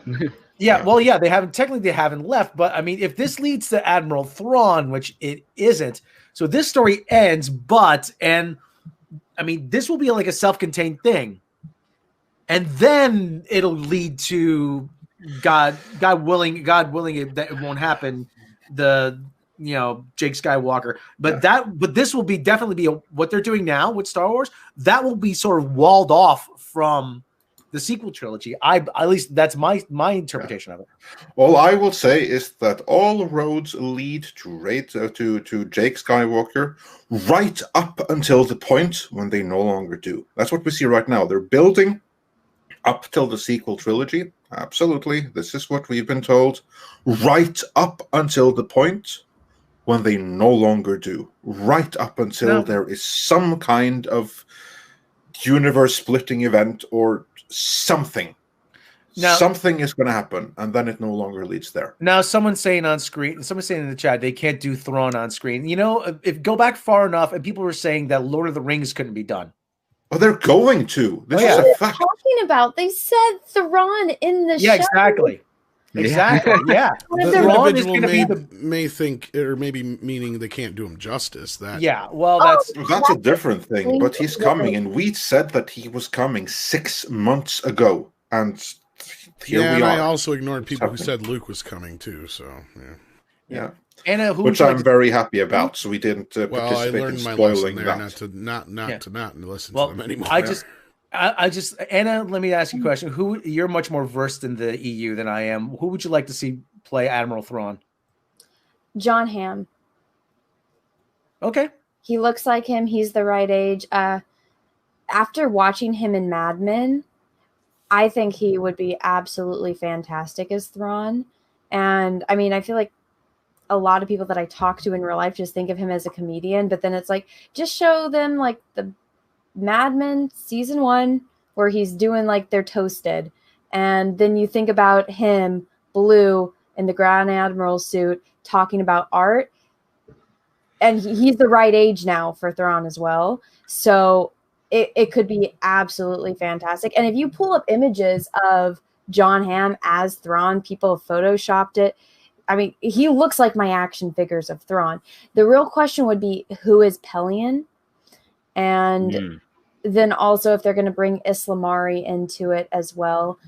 And it'd be interesting to see who Ezra is as well. And now, call me crazy, but I am all for Ezra growing up a little bit and being played by Henry Cavill, but that's just me. You would have Henry Cavill play everybody, though. Tom, who do I always default to playing every role? Idris Elba, where do I vote? No, but you know, who do I? That's who everyone else does. I always default to who? Norm Macdonald. Hey, this is Grand Admiral Thrawn here. You know, Anna, I have to ask you, how do you feel about Lars Mikkelsen as Thrawn? If you're familiar with who that is, he's the brother of Mats Mikkelsen. He's the guy who played the Ersatz Putin in House of Cards. I did not watch House of Cards. Yeah, well, I bring him up because he is someone that I have been informed is in the running. He hasn't gotten it, but he's apparently in the running for the role. What's his name? Lars Mikkelsen. Let's see if I can bring him up on screen. Lars Mikkelsen, yeah. If I can bring him up on screen here. Just give me 1 second here. Oh, he's the voice actor for Thrawn. So a lot of people have, which, I mean... He is? Oh, I had no idea of that. Oh, yeah, that's cool. A lot of people have been recommending him, which, I mean, So far, we've seen like what 50-50 chance if you do the voice work, you're probably going to play the character at this point. Mm-hmm. Yeah. Well, I don't know. I haven't seen him that I'm aware of act. I think I already have. He's really good. Okay. He's really good. Then Go ahead, Anna. I'm sorry. I could be open to it. I would have to see him perform, but I think my mind, John Hamm looks like Thrawn, so I think he would be a good fit. But if this guy's a good actor, I mean, he's underrated, but he's an amazing. Like basically, this is the guy that taught Mats Mikkelsen how to be an actor. He's the brother, right? Yeah, he's the brother. He's the brother of Mats Mikkelsen. With a lot of this stuff with their casting for like Clone Wars and stuff, it almost seems like they're casting to role half the time. Like okay, if we ever do manage to, like George Lucas was thinking ahead, and I'm sure this was his thinking when he was doing this, if he had anything to do with it, or this is what he told his showrunners or whatever to do, and that was think ahead. If we ever plan on using this character in live action, who would be a good person to fill that role? Because like we've seen that in a few cases here now already. Oh my gosh. Okay, guys.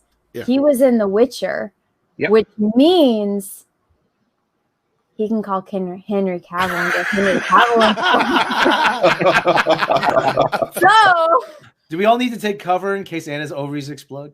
it's my uterus that explodes. My ovaries are gone. Okay. Yeah, you got that one wrong, Rob. Good job. I never toxic masculinity off there. Yeah. Hey, little girl there. I'm more getting sold on this guy by the minute. He's the creepy wizard guy in the first episode of The Witcher. But again, hey, that goes exactly with what I said. Have Ezra grown up and be Henry Cavill, and there you go. Oh my gosh, it's like the fate of destiny wants this to happen. Yeah, I'd be all for because this guy, he's such a great actor, and him and Mats Mikkelsen, his brother. I don't know what their parents put in the water, but it worked. Well, my body is ready for this idea. I think you'll do anything you can just to get Henry Cavill, not only in everything, but especially in Star Wars. I bet that would make your day. I mean, watching Henry Cavill in The Witcher is one thing. Watching Henry Cavill with a lightsaber, it's like all of my nerd fantasies coming to life. And now we just need him as James Bond, and then it'll be like complete. Well, you may get your wish. You never know. Fingers crossed. Where's that wishing stone, Wonder Woman? Where is it? Well, he makes sense if he's not too busy. I mean, unless he's too famous by the time they get around to him. But yeah. Oh, Henry Cavill will do it. I mean, he's too famous to be in The Witcher. Well, no, it's not so much that on that part of it. It's just they've always been with, and this is just me going off of previous Bonds. They like to pick somebody who's known but not like a superstar kind of thing, and then because Bond is going to make them a superstar. The only exception I could think of would probably be Remington Steele. What's his face? Pierce Brosnan. Pierce Brosnan, who was kind of already a household name because of the TV show. So outside of that, and there was like one or two other ones we kind of talked about, Rob, where they just kind of like filled the role for a while with a few names, but then. Well, yeah. Timothy Dalton. Yeah, Timothy Dalton here and there. But otherwise, they always seem like they pick somebody who's like not quite, like even Daniel Craig wasn't a very well-known actor when he became Bond. Obviously, classically, the original Bond, Sean Connery wasn't a household name yet. That's what made him a household name. So I have a feeling you may have a shot at getting a Bond out of Henry Cavill just because he seems to be the favorite right now. Well, but he is determined. Haven't you heard his story on how he got Geralt? Well, it makes sense, and he every single day. Yeah, he looks like the quintessential Bond. I mean, and I think that's something they need to go back to, especially after the Craig era, because this last movie is gonna fucking faceplant. Exactly, and if they want to make $1 billion, Henry Cavill is right there, just with a huge dollar sign on every muscle. But with that, you have to bring back classic Bond. You listening, folks? You can't just Because I'm gonna tell you right now, we've talked to somebody who's seen Bond. Now, some of our worst fears may be like true about this thing. All I know is I was basically told that they Ryan Johnson Bond. So take that as you will. So yeah, something to look forward to. With that, let's get back to some super chats. Rude Artist says, not to play devil's advocate, but I seem to recall Luke and Mara Jade doing something similar with a lightsaber in the original Thrawn trilogy. As you probably remember, in reference to the solid steel edge lightsaber in the first issue of the Marvel comic. I wouldn't know about that, but maybe. Adam Wofford says, okay, technically, these haircuts were original cyberpunk style, an earlier 1980s punk hairstyle that came up when punk rock hit the street. Yeah, but they've been appropriated now, and not for anything as cool as that. And Andres Fernandez says, hey, you all, the Jedi Council had only one human, Mace Windu. Why couldn't they have an alien as the protagonists instead of non-offensive POC? Good question. Obi-Wan was on the council. And Mr. Tickletrunk says, I live in a big Canadian city and I know people in activist circles. The shaved side is a popular style. That side smirk is also popular in their selfies. So, yeah, there you go. Master Clockwork says, I'd like to point out, 1, this Padawan doesn't have their braid. 2, this would not count as a proper Jedi trial. 3, Jedi are not supposed to be this emotional. And Pablo Papano says, China doesn't want to see fat POCs on screen. Can I just or say in their posters or marketing material, and go for it, Anna.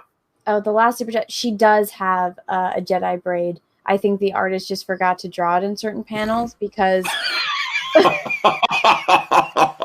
few panels after it shows the white blonde hair, blue-eyed Barbie cutting it off, saying, I am knighting you as a Jedi.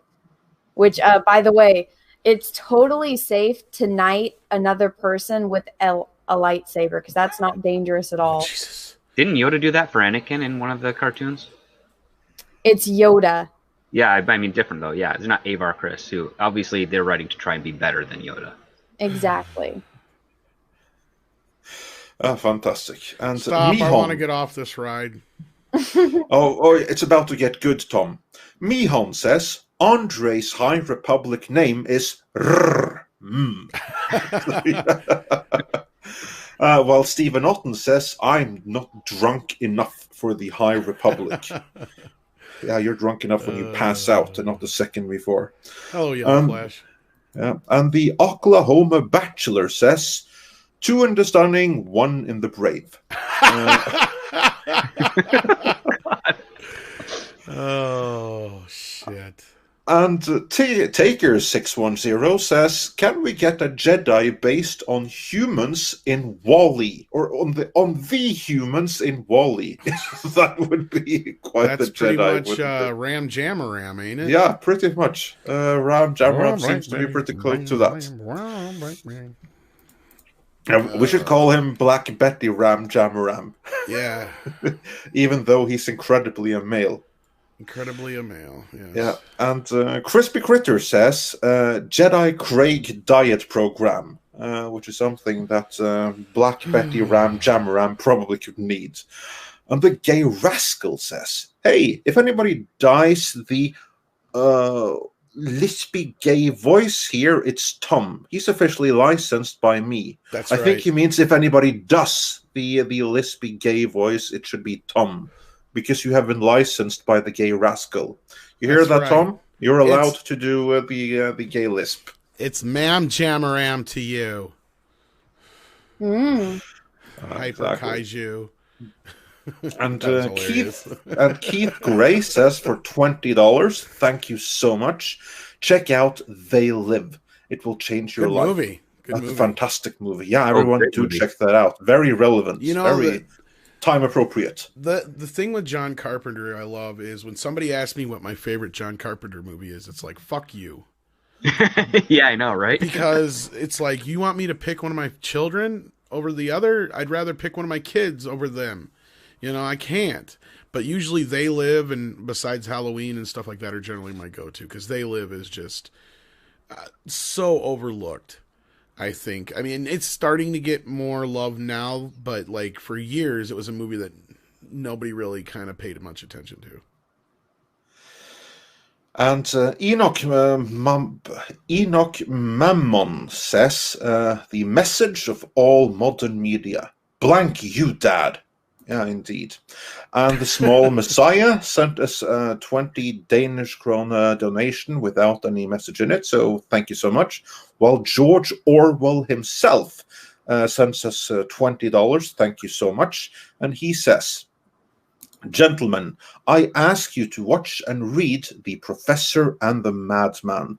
The movie with Mel Gibson and Sean Penn is a fascinating story and a brilliant read. Well, thanks for the recommendation. Yeah, how is that? Have you seen it? It's very long. It's very intense, but it is good storytelling. Excellent. Well, I'll be sure I'll put that on my to-do list. And Ronan Medic says, speaking of long books, I'm from that world and thoroughly enjoy Drinker's books. It's obvious he puts in the work to try and figure us out. Indeed, so go read the books of Critical Drinker. And as a stark contrast to that, then of course we have the lady writing one of the High Republic books, and we showed the video, and quoting her is LT Netjack, who says, like social justice. Work on your speech, lady. Yeah, that wasn't too impressive. And if you don't like my politics, don't buy my book. Exactly. That about sums that up. And Mr. Tickletrunk says, she just said what you look like equals your perspective. Again, that would be the same woman. 70s Rock Fan says, fuck you would have made a great John Carpenter movie. He would have made a movie like that. That would have been a great one. And M. Tax Shark says, this is a new level of stupid. Stupid enough to expose her interest in rewriting history, though. Mm-hmm. Stephen Otten then says, those are the key words. Change history. Yep. And these are the people who will soon be in charge. Yeah. Mm-hmm. Yeah, thanks for bringing that to my attention, Anna. That was pretty fucked up. Yeah. Yeah. Something to look forward to right there. And Mr. Tickletrunk says, revisionist history is a tool of the authoritarian. Yeah, as we said, put up on screen when it was there, or when we spoke about it. Albatross Flight says, Luke's return didn't steal High Republic's thunder. Folks like her just didn't put any effort or care into their product. And Endar says, there was a Star Trek Voyager episode on revisionist history called Living Witness. It was one of the best Voyager episodes. Yes, it was indeed. Mm-hmm. And also in reference to this author, Tyler Preston says, I apologize on behalf of the Black community. We do not endorse nor share the same beliefs at this point. How long until they touch Flash Gordon? Well, first of all, you have to apologize for on behalf of Black people. It's just one person who's as crazy as anyone else of any color that subscribe to that. She's about as black ideology as Rob is. Let's be real. Yeah. What on the up, question, homie? Yeah. On the question, how long until they touch Flash Gordon? Script, isn't there a Flash Gordon reboot in development? There's a Flash Gordon reboot and a Buck Rogers reboot in development. Oh, jeez. Yeah. Both of them. My of course, God. Isn't Buck Rogers like public domain by now almost? I think they both are. Yeah, I think they both might be, yeah. Yeah, never apologize for any of that stuff. It's okay to be black, it's okay to be white, it's okay to be straight, it's okay to be gay, it's okay to you. But one thing it's not okay to do is stop at a fucking yellow light when we both could have made it, bitch. Oh my God, I hate those people. Yeah. That drives me nuts. Especially like when you're like, go, go, go. And then they slow down real quick and slam on the brakes. It's like, you dumb fucker. You had more of a chance of causing a fucking accident doing that than if you would have just went. But anyway, sorry. My road rage had to get out there. Yeah, there you go. And Willie Woodward just sent us a $1 donation, so thanks so much. And Thunderstorm says they wrote down the force on that board. They had to write that down. Yeah, it's pretty incredible, isn't it? And Nelson Smith says, to be living in the information age, it is incredible the amount of ignorance that abounds. Very true. Very true. And Peace King, you must not watch John Carpenter, because if you watch John Carpenter movies, you know yellow does not mean slow down. It means speed up. I mean, red means stop, green means go, yellow means go very, very fast. Yep. Yep. That's actually so. Amber stands for accelerate. I love that. Where the hell did you learn how to drive? I learned from watching you. That's actually brilliant. Yeah, yellow. That's true. That's so true. Yellow does mean very, very. People fast. forget that he Jeff Bridges got nominated for an Oscar for that movie. That's the closest I think John Carpenter's ever came to an Oscar. Which is a pretty damning indictment of the Oscars, but yeah, we'll get into that in due course. Well, considering how many arguments have we had, Andre, with people about like fucking Ridley Scott, and then I drop a John Carpenter on everybody, and it's like, yeah, why doesn't John Carpenter get the kind of fucking recognition that Ridley Scott does? Because he's done 10 times as much shit. That's been a lot more, that resonates a lot more with people than anything that fucking Ridley Scott's ever done. And don't get me wrong, I love Ridley Scott, but he's fucking full of himself. He's pretentious and he insists upon himself. Well, not only that, John Carpenter had the unfortunate aspect of timing. His movies came out during great years in film, so it's like, how do you compete when you have so much popular content going up against each other? I mean, John Carpenter, I think, stands the test of time. Like, you can always go back to any one of his films, even Dark Star, and find some relevance to it. I fucking love Dark Star. Like the conversation with the AI trying to convince them not to kill us. It is a goofy ass movie, but I don't want to spoil the joke, but you watch this movie and it's like probably about a half hour into the movie almost script, where you finally get this joke about one of the characters in the movie and you're just like, wait, what? It's like, because I mean the whole movie's like a satire and it's goofy, but then there's this revelation about one of the characters that, like, from that moment on I was on board, because I'm like, okay, this is a whole different kind of hilarious. I don't want to spoil it for anybody, but I'm sure it's pretty readily available. I've got a Blu-ray of it, so it's probably online I may even be on YouTube by now, because I don't even know who owns the rights anymore. But it was John Carpenter's student film, wasn't it? Script? Just after he graduated, yeah, I think so. And yeah, and it was written by O'Bannon, the guy who worked on Alien and stuff. And yep, Dan O'Bannon, who looks a lot like Zach Galifianakis before Zach Galifianakis was born. He's actually not a bad actor, believe it or not, because I think he's in the movie too. Yeah, good guy. I miss him. He passed away years ago. Oh, that's right. Yeah. But anyway, back to Super Chat. Sorry. Yes, back to Super Chats.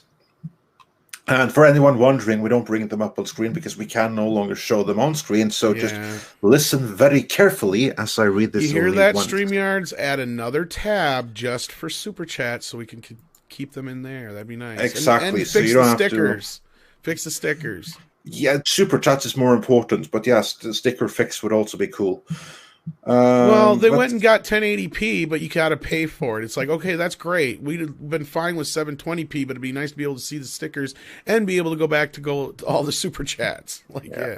Speaking of Super Chats, Anna, you were saying something first. Oh, I was like, I'll just go message. They follow me on Twitter. I'll message them. I've messaged them before. They actually do have. I'm not trying to knock them because they actually do have a very good customer service representation so far. I got to give them that much credit. So, yeah. And then Enoch Mammon says the office for the Lucasfilm Story Group is a giant pillow fort. They wouldn't even be able to build a pillow fort. And Diego Flores asks, Tom, have you seen that Neon got a Galvatron and Hot Rod figures? I am filled with envy and want to play You Got the Touch in a loop. Well, nobody's stopping you. Play that sumbitch till it runs off the rails. Exactly. Yeah, there's some cool toys nowadays. I'm not as big of a Transformers fan as like even maybe Rob. You got the touch. I mean, I'm a fan, but yeah, I'm more of the He-Man guy. Yeah, like Andre. Yeah, me too. I always liked the Transformers. That was like my second go-to, but He-Man was the first of the English language things. Saw the animated movie in the movie theaters twice. Oh, nice. Twice. Very nice. I saw it on Sky What's Channel. scary is Rob was 30 at the time. No, not quite. I know. It's called a joke, Rob. Come on, you're a comedian. I know.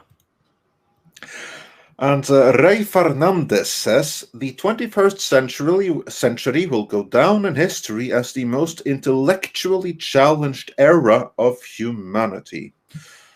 Hard to argue that at this moment. And Stephen Otten says, by the way, has anyone else been kicked off of Twitter? Not yet, but I'm trying desperately. No, I'm sure if I really wanted to. Well, I think you all got kicked off of Parler, those that were there. And yeah, that got shut down, I guess. I don't know if it's back up or not. But no, I think it's down to stay down, probably, because, yeah. And Michael Strellit says, Star Wars girl, nice cheeks. Also, STD, I wanted to see what a waste of money crap show. Pretty much. And Matt Deckard says, do you honestly think they'll let them wear those awful uniforms into a season 4? It's over. And Crystal Ashes sent us 5,000 Icelandic krona. Oh, thanks so much, my fellow Norseman. And he says, if this is meant to be the Jedi at their peak, is there any wonder they went extinct? Also, thanks for giving Professor Geek a shout-out. His channel is very underrated. You see there, he just got another. And on the topic of Star Trek, Mills says, for 35 South African runs, Picard Season 2 isn't happening either. 1 in 5 in LA have COVID, and they got no way to ensure 81-year-old Picard. Yeah, this is true. Do not hold your breath for either Season 4 of Discovery or Season 2 of Picard. So that's the legacy of Kurtzman Trek right there. There's some rumors going around. I don't know how much stock I'd put in them, but the latest rumor going around is they're talking about recasting him. Anyway, have you heard anything about this script? No, this is news to me. Recast Patrick Stewart, the only guy that they can secure financing for their show for. Who's also the only guy that they absolutely can't insure, because let's face it, at his age, like every single time and I don't want to be mean here, but like every single time he wakes up in the morning, he should be like breathing a little sigh of relief anyway. And in the age of COVID, yeah, it's going to be a challenge. Again, just a rumor I've heard going around, but I mean, if they were serious about having to get this show off the ground, if they had some kind of contractual thing or something or other, and that was what's stopping it, then yeah. And what is your issue, 200 Watt Studio? You keep saying mute me. I don't understand what the issue is. Sorry. Maybe it's somebody else. Is there somebody in the chat named Tom? I have not seen anybody named Tom in the chat. Well, be that as it may, we have a couple more super chats to go through. Vapor Trail says, Drinker, loving the book. STD is canon, is fan grape. The Rise of Skywalker is hot garbage. Trump, WON, I can't say any more than that, or we'll get shut down. Cobra Kai is awesome, and shout out to Drunk 3PO. 2 a.m. here, so good night. Yeah, and he's he's in the Philippines, so yeah, speak yourself up, and thanks for watching, even at 2 a.m. in the morning. And Trump just passed 30,000 subscribers. So congratulations to Drunk 3PO. Oh yeah, awesome. That's Mrs. Gina Carano to you. That's true. That is true. Yeah, that's awesome. So, congrats to Drunk, and we're so glad to see that growth. Well earned. And Mark Tuttle says, I've been enjoying Tom's screaming STD rants of late, and I love Anna, so this is a great stream. Aw, thank you. We all love Anna. Rob rants more about STD than I do, though. Yeah, but we're used to his ranting, aren't we? Like, I'm not kidding. Like, when you guys even started talking about it earlier, like, my brain just shut down. It's just like, okay, you're done talking about it. Like, that's what it's like when I watch the show, too. It's just like, all of a sudden I flip it on and it's my brain just shuts down instantly. It's like Charlie Brown's teacher. Exactly. Yeah. That's all you hear. I think that's the goal of Secret Hideout. What was that script?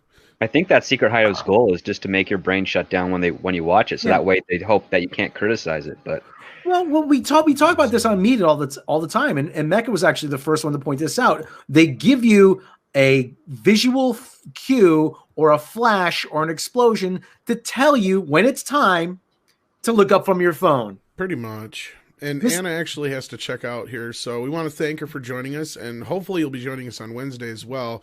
We're supposed to have Cecil here if we can get him out of whatever hole he's in.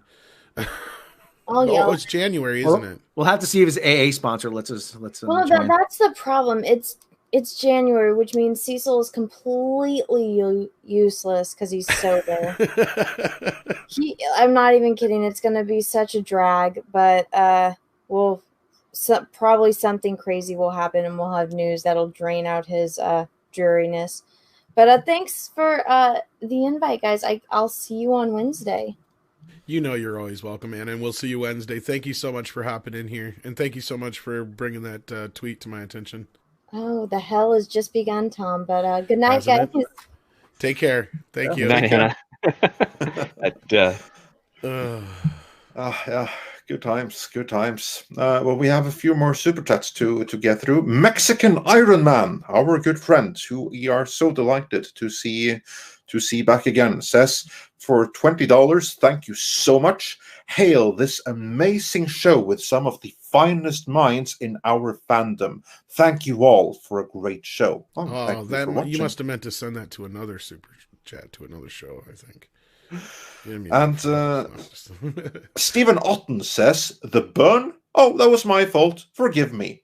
Hey, wrap your dick or you're going to get people sick, man. And Roger Haynes says, for 10 Canadian dollars, thank you so much. I found it interesting in the series finale of STD that all the white characters were off ship or incapacitated while the black characters saved the day.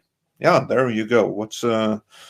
They did say that to them it was all about platform and not about storytelling. Yeah. So and John Capoletti says, I think if the High Council writers actually did get high, it would be way better. I agree. That story group is the same group of kids that sold you oregano in junior high. I'll go one better. They're the ones who actually were dumb enough to buy it. Yeah, I think they were. Exactly. And Psycho Dwarf 9 says, I want to see Tubbo there squeeze into an engine bay. Probably in reference to Black Betty Ram Jamaram. Ram jam that fucking donut in my mouth. And Thiago Carniero says, for 20 Canadian dollars, Star Trek Discovery Season 4 is happening. Well, we shall see. We shall see about that. If it is, then they found funding and good for them.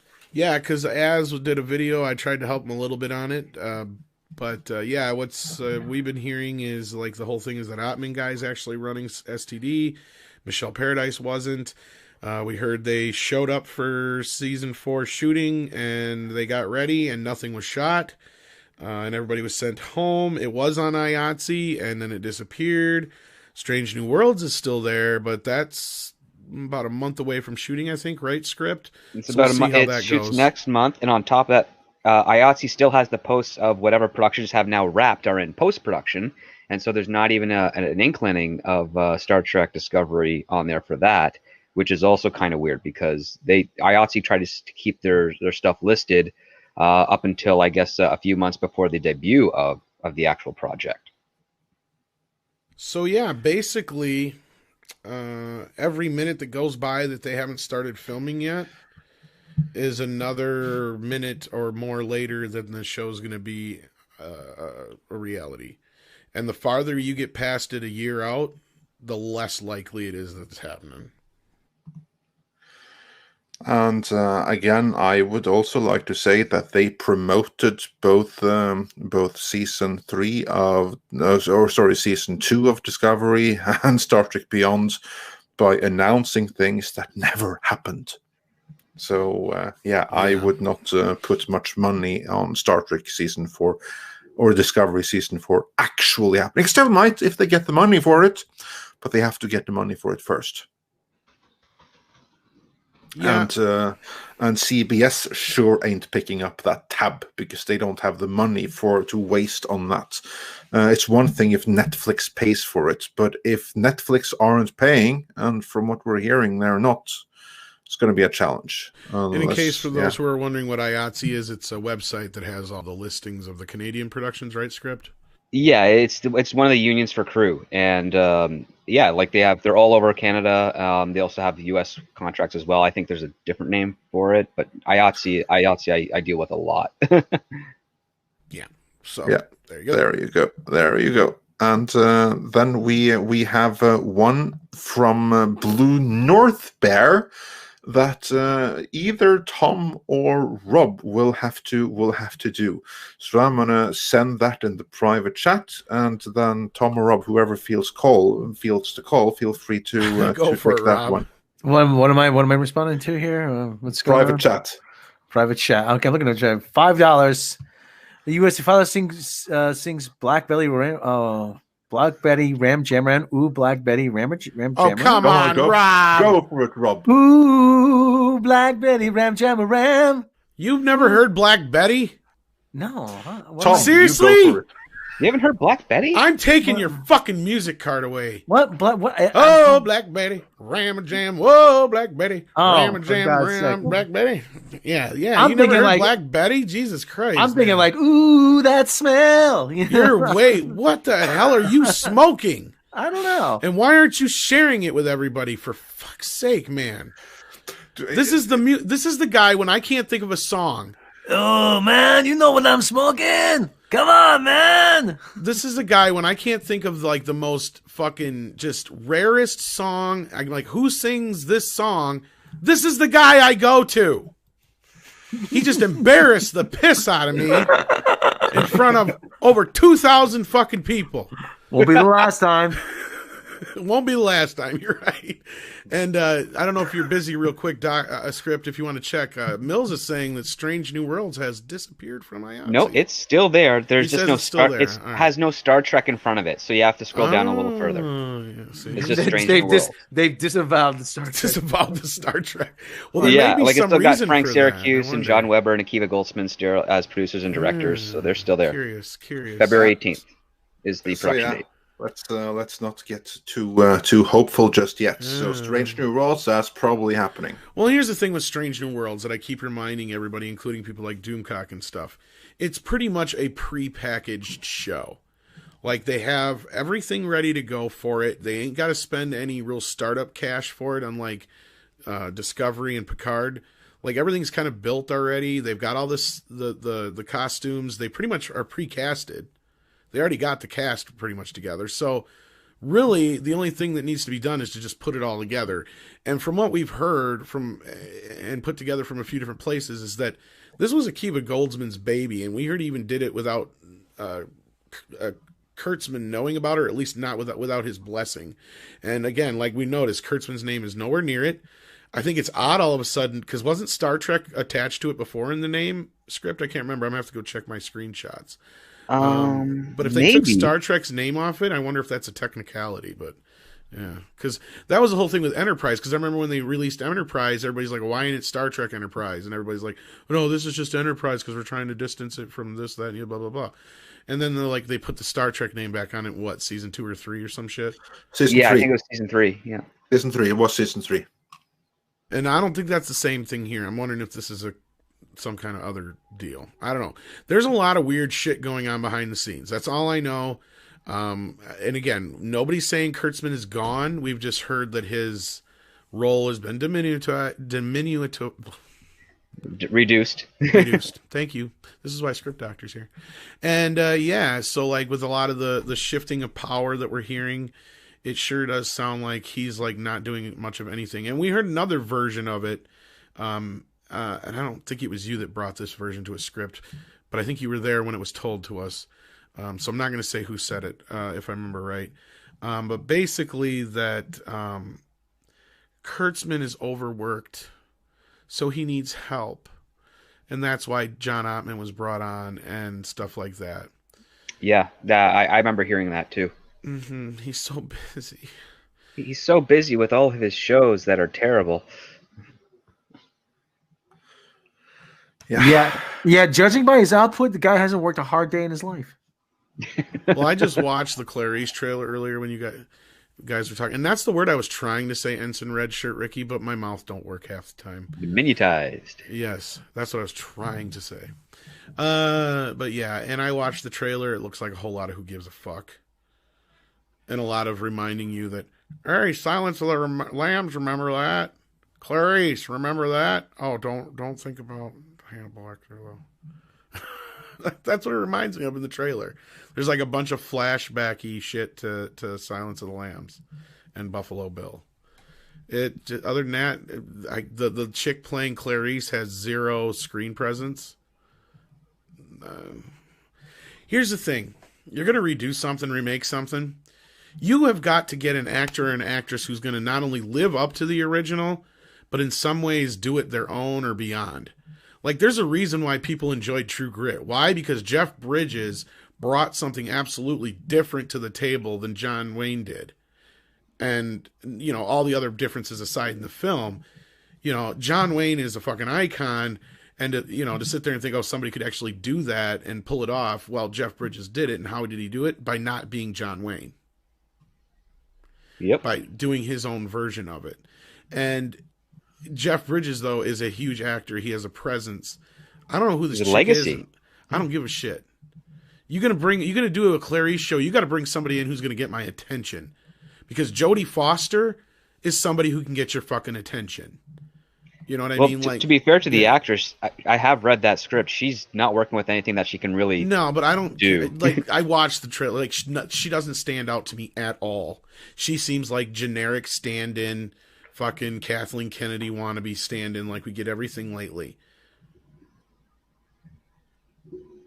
If it's not a blue-eyed chick, it's a brown-haired or a blonde-haired blue-eyed chick. It's a dark-haired brown-eyed chick. That's all we ever get anymore. They're all white, but that's the lead of everything. And then, that almost is probably a segue, even though we got tons of super chats to do, but we might have to wait on this one to talk till Wednesday. But like, that's the whole thing with like fucking Cobra Kai they're going after now. And I think that's the main reason. It's just because the two male leads, it's got two male leads and they're not white. You know what I mean? Like, that's the thing that's rubbing them the worst. Is there's not a main female lead, and they like to overlook, certain things, but like, oh yeah, there's minorities, but they're not dark enough for them. Or they're not Asian enough for them. That's what I keep hearing. And yeah, they're like, oh yeah, the show's good, but it could be better. They need to get better, do better. Jen, do you notice though that for years it was a racist stereotype to portray Asians as martial arts experts, but now that's the only person you can portray knowing anything about martial arts? Well, yeah, it's funny how totalitarianism runs in historical waves. Andre, did you ever see Dragon, the Bruce Lee story? Yes. Oh yeah. Yeah. I mean, there's that scene that goes where he confronts the old school Chinese masters, and he goes, they said to him, "You don't teach martial arts to anybody, to only Chinese." He goes, "I teach whoever I want to teach." And he goes, "But you're teaching it to whites, blacks, and Mexican." He goes, "So what? They want to learn. It's a bridge into Chinese culture. So they can understand us better." And they really had a problem. And we're back to that now. Yeah, we're back to that. Yeah. We're back to segregation. So yeah, brilliant. See, that's why you pay attention. Bruce knew. Hey, we want to bring China and we want to bring Asian culture into the modern world. We have to share it with everybody. all parts of it. He knew. The man knew. Be like water. Well, yeah, and I wish we had more room in our Karate Kid documentary to give him some sort of like homage. And there's places we could, but it's just so compact now. But that's the thing is like without him, Karate Kid doesn't really probably happen either because he popularized, martial arts in the Western world. And, you're talking about this, I can't remember, was it on yesterday on the Tomfoolery, Rob? Where he brought up like, because Robert Mark Kamen, the guy who wrote the original Karate Kid, had pointed out that, when he wrote the film, there was only like 1 or 2 dojos in the Valley, and now there's well over 150. And then you did you'd comparatively in your area and stuff, and a lot of that has to do with Bruce Lee and the Karate Kid. Like those two things were, it turned it from, the martial arts of the East and into the sports of, America in the 80s. It came like huge because of him and the Karate Kid. There are more dojos in San Fernando Valley within a 250 square mile area than there are in my county in an 800 square mile area. I mean, just think of that though. I mean, and just think of that about the population, about the impact of something like that. And it's like you said, it's this whole thing about cultural appropriation. No, if I want to why can't I appreciate someone else's culture? Really, seriously, why can't I appreciate someone else's culture? Why can't you take the teachings of something and incorporate it, try to find a way to incorporate it into someone else's life? If it works, it works. Isn't Wu-Tang Clan kind of appropriating? Anyway. Moving on with Super Chat. Sorry, I knew we had to get going. Yeah, and with that, back to Super Chats. Next one is from Roy Cowboy NL, who says for €5 opening theme in Star Trek Discovery in the future. Yeah, good luck with that. Yeah, that's what's funny about this ending of this show. We keep saying at the end of the last 2 seasons, like, well, evidently this is where the show should have started in the first place. So what did they do for the last season? Take us on some fucked up detour. Like, ugh. Yeah. And Stephen Otten says, a Hannibal Lecter series without Hannibal Lecter. I guess he was deemed too toxic. Yeah, we covered that one before. We covered that one, yeah. And Anti-Derivative Jill sent us a 1-up super sticker, so thanks for that. Pixel Fox says, hello from Hollywood. We love you, folks. Oh, thank you. Well, thank you. And Matt G says, can we have a situation where we get dueling Star Wars output? KK and Favreau KK and Favreau coexist. We get both woke and non-woke Star Wars using the multiverse idea. We have that right now in this moment. We have 2 competing Star Wars because, as we said in the previous video, no one can look at the High Republic and the Mandalorian and think that they came from a unified company working under one corporate structure, because they're simply not. So the multiverse idea, that may have to wait a little bit longer, but we do have dueling Star Wars output right now. And Mills says Clarice only exists as an FU to Brian Fuller. Yeah, I'm inclined to believe that. Yeah, we covered that before. Script Doctor. Yeah, go ahead, Script. Is that the reason why he chose that one? Because like, haha, I can really stick it to Brian Fuller this way. Well, Brian Fuller was very passionate on the Hannibal series that he had. And when he lost that series, because that series was canceled, and there's no official reason why it was canceled, but I do know one story, which is that there were some drugs found on set, and that really PO'd a lot of higher-ups. And pretty much was one of the reasons they needed to say, we're not going to renew this anymore.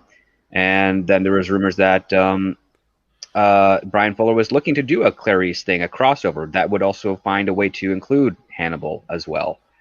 And that also got nixed by him after Star Trek Discovery. And these are just the rumors here. I wish I could verify this, but I haven't met anyone who is intimate enough with it to confirm. But these are just all the stories that I was hearing around. I guess be what, 2014, 15, and 16 would be those 3 years is when they were starting to come my way.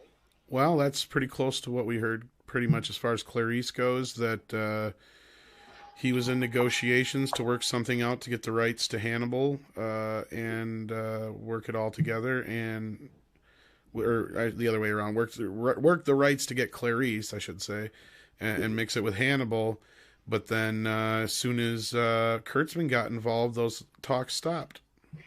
Yeah, and I think part of, I guess, this so-called rivalry has to do with the fact that like Kurtzman and Secret Hideout had that deal for Star Trek for a while, and then Brian Fuller was the only one who, I guess, pitched an idea that CBS liked, and that's when I think Kurtzman got involved. And because however many other ideas Kurtzman may have pitched didn't get the go-ahead, he speculatively wedged himself in on Discovery and pushed out who he didn't want to work with. Now that's a take I've never heard on that he, and I never really thought of that, because that's the thing, and I should have, because I remind Doomcock and everybody else too all the time that Kurtzman does do more than Star Trek.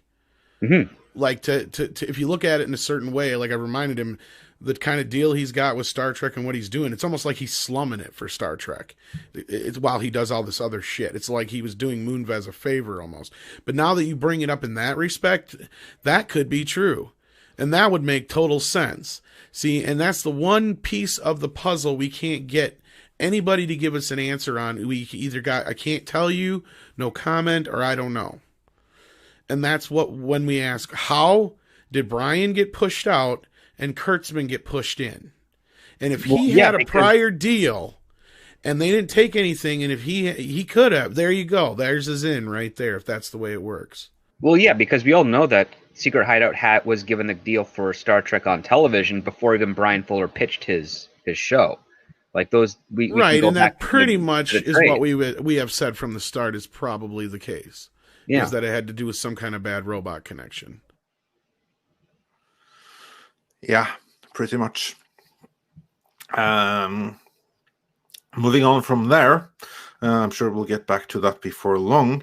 ActionCom says Clarice is now a serial killer hunting FBI agent who now does corporate crime. Is that what they're doing now? Pretty much. It's maybe. fine. I don't know yet. She hasn't killed anyone in the pilot from my recollection. No. She's the hunter. Oh, the serial killer hunter. Yeah. No, yeah. They're making her more of an active field agent as opposed to something more interesting, which would be like a mind game agent, which is what I would have done for Clarice.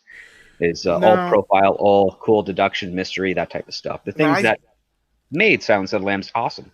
Now, I remember doing that video on the script, and I vaguely remember skimming it.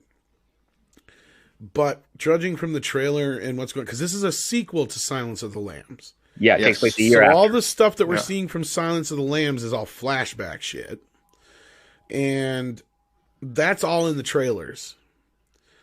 And so that's how the show doesn't feel right until, and then when you flash back to that stuff, it just feels like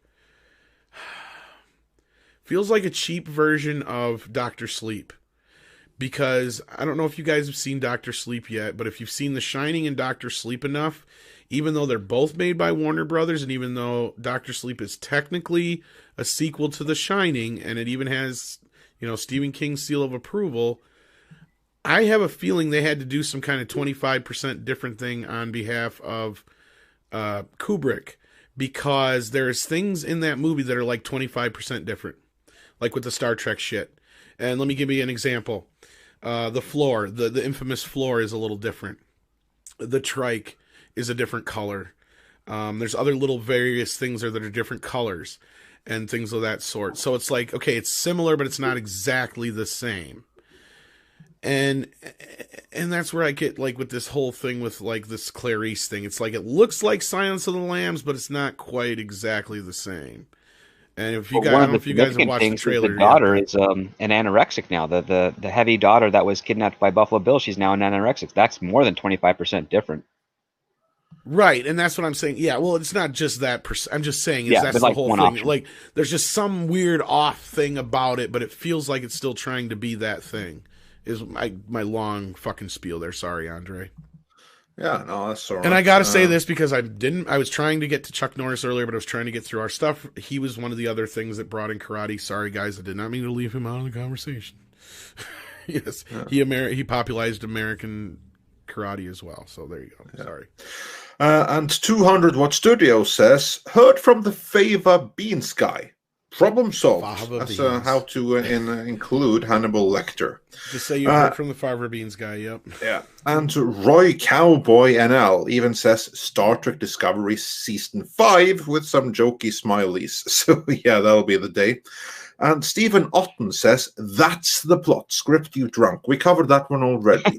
And Taker 610 says, if Hannibal Lecter ate Critical Drinker's liver with fava beans and a nice Chianti, he'd probably die of alcohol poisoning. Go away now.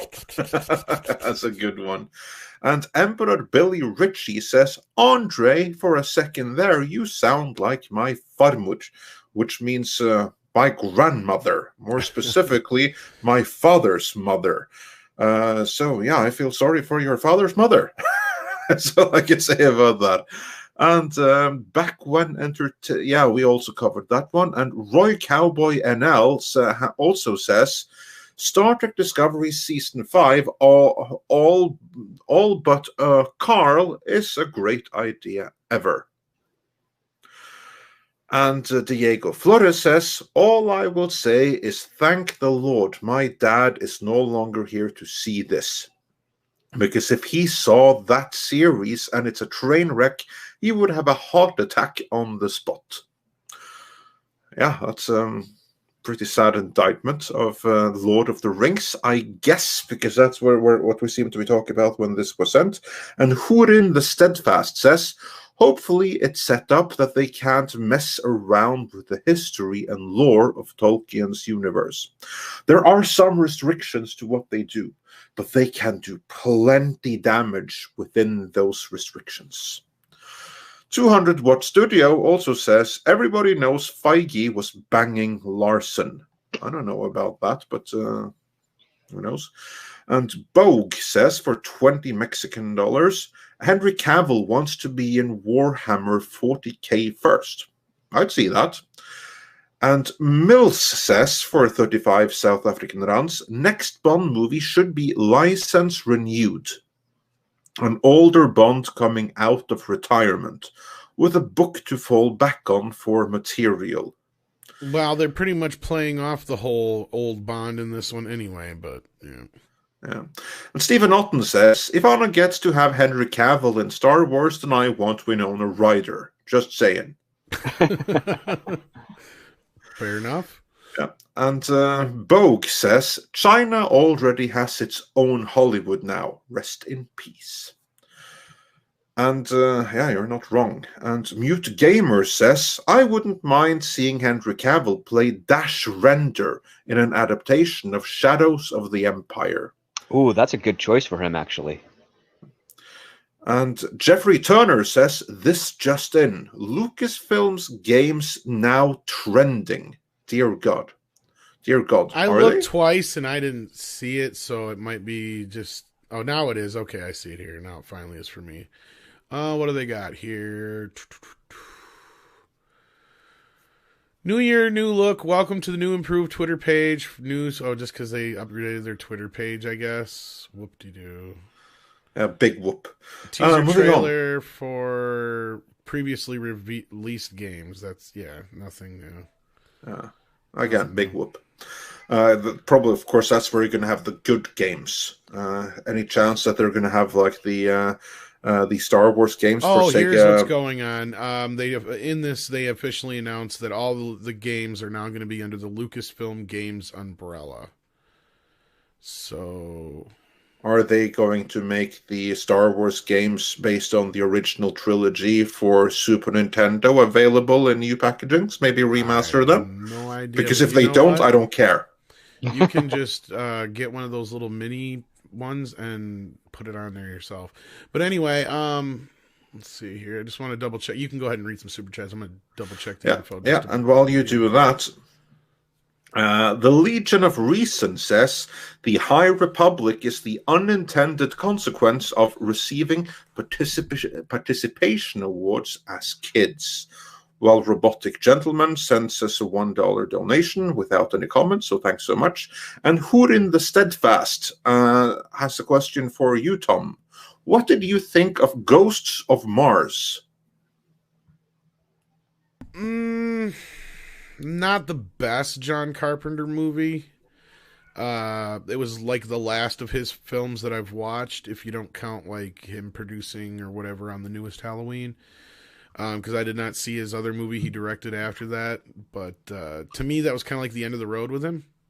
Script, I'm sure you've seen it, or Andre. I saw it years ago. I actually haven't looked back on it, so I need to take another look at that because there might be something to that film. It's not horrible, but it was not. It was like, and I think he's even said it's not one of his favorites. But yeah, because he did Masters of Horror. Yeah. I have not seen it. So actually, I've seen bits and pieces of it, but I haven't seen the whole movie, so I can't comment on it. I can say I'm not as big a fan of Carpenter as you guys, though I do like his movies. I remember is that it's Ice Cube, and then it's like vampires or something like that on Mars, or zombie vampires. Yeah, something really stupid. Yeah, well, like I said, the movie, that's the thing with Carpenter, is he's able to bring you in on a stupid concept, but still make it entertaining enough. And the film was entertaining enough, it just wasn't up to Carpenter's snuff. You know what I mean? It didn't give me the surprise like vampires did, because when he brought out vampires, I was like, okay, what the hell, John? Are you like out of ideas or what? And I don't even think the trailer sold that movie very well. And then when I saw the movie and saw how funny it was, and like, okay, now I know what John's up to, you know, because like he always does something that's different. And with Ghosts of Mars, I just really don't feel like he was doing anything different. He was trying to play catch up. Does that make sense? Like he had like Ice Cube in there, so he's like, oh, I got the hip new young actor, and then the cool effects, and I think it was one of his most expensive movies, if I'm not mistaken, as well. Yeah, because it was a big studio film, and it was just like it was just bad timing and all that business. I think he kind of just said he did it for the paycheck.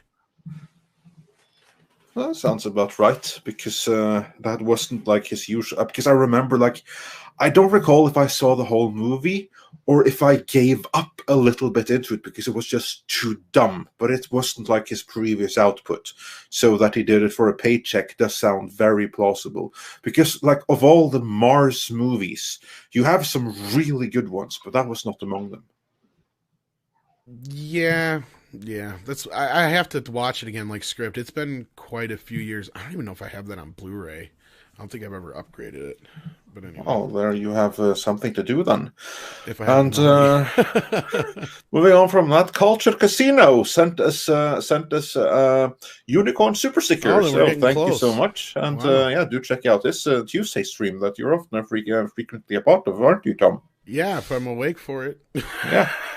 And I'll even hop in once in a blue moon as well when opportunity permits. So do check that out. And Stephen Otten says Rob is getting a lump of coal this Christmas. On that note, there, everyone Rob? be I'm sure here. to watch Fat Man. On that note, Rob, you got to watch such a Fat great Man. movie.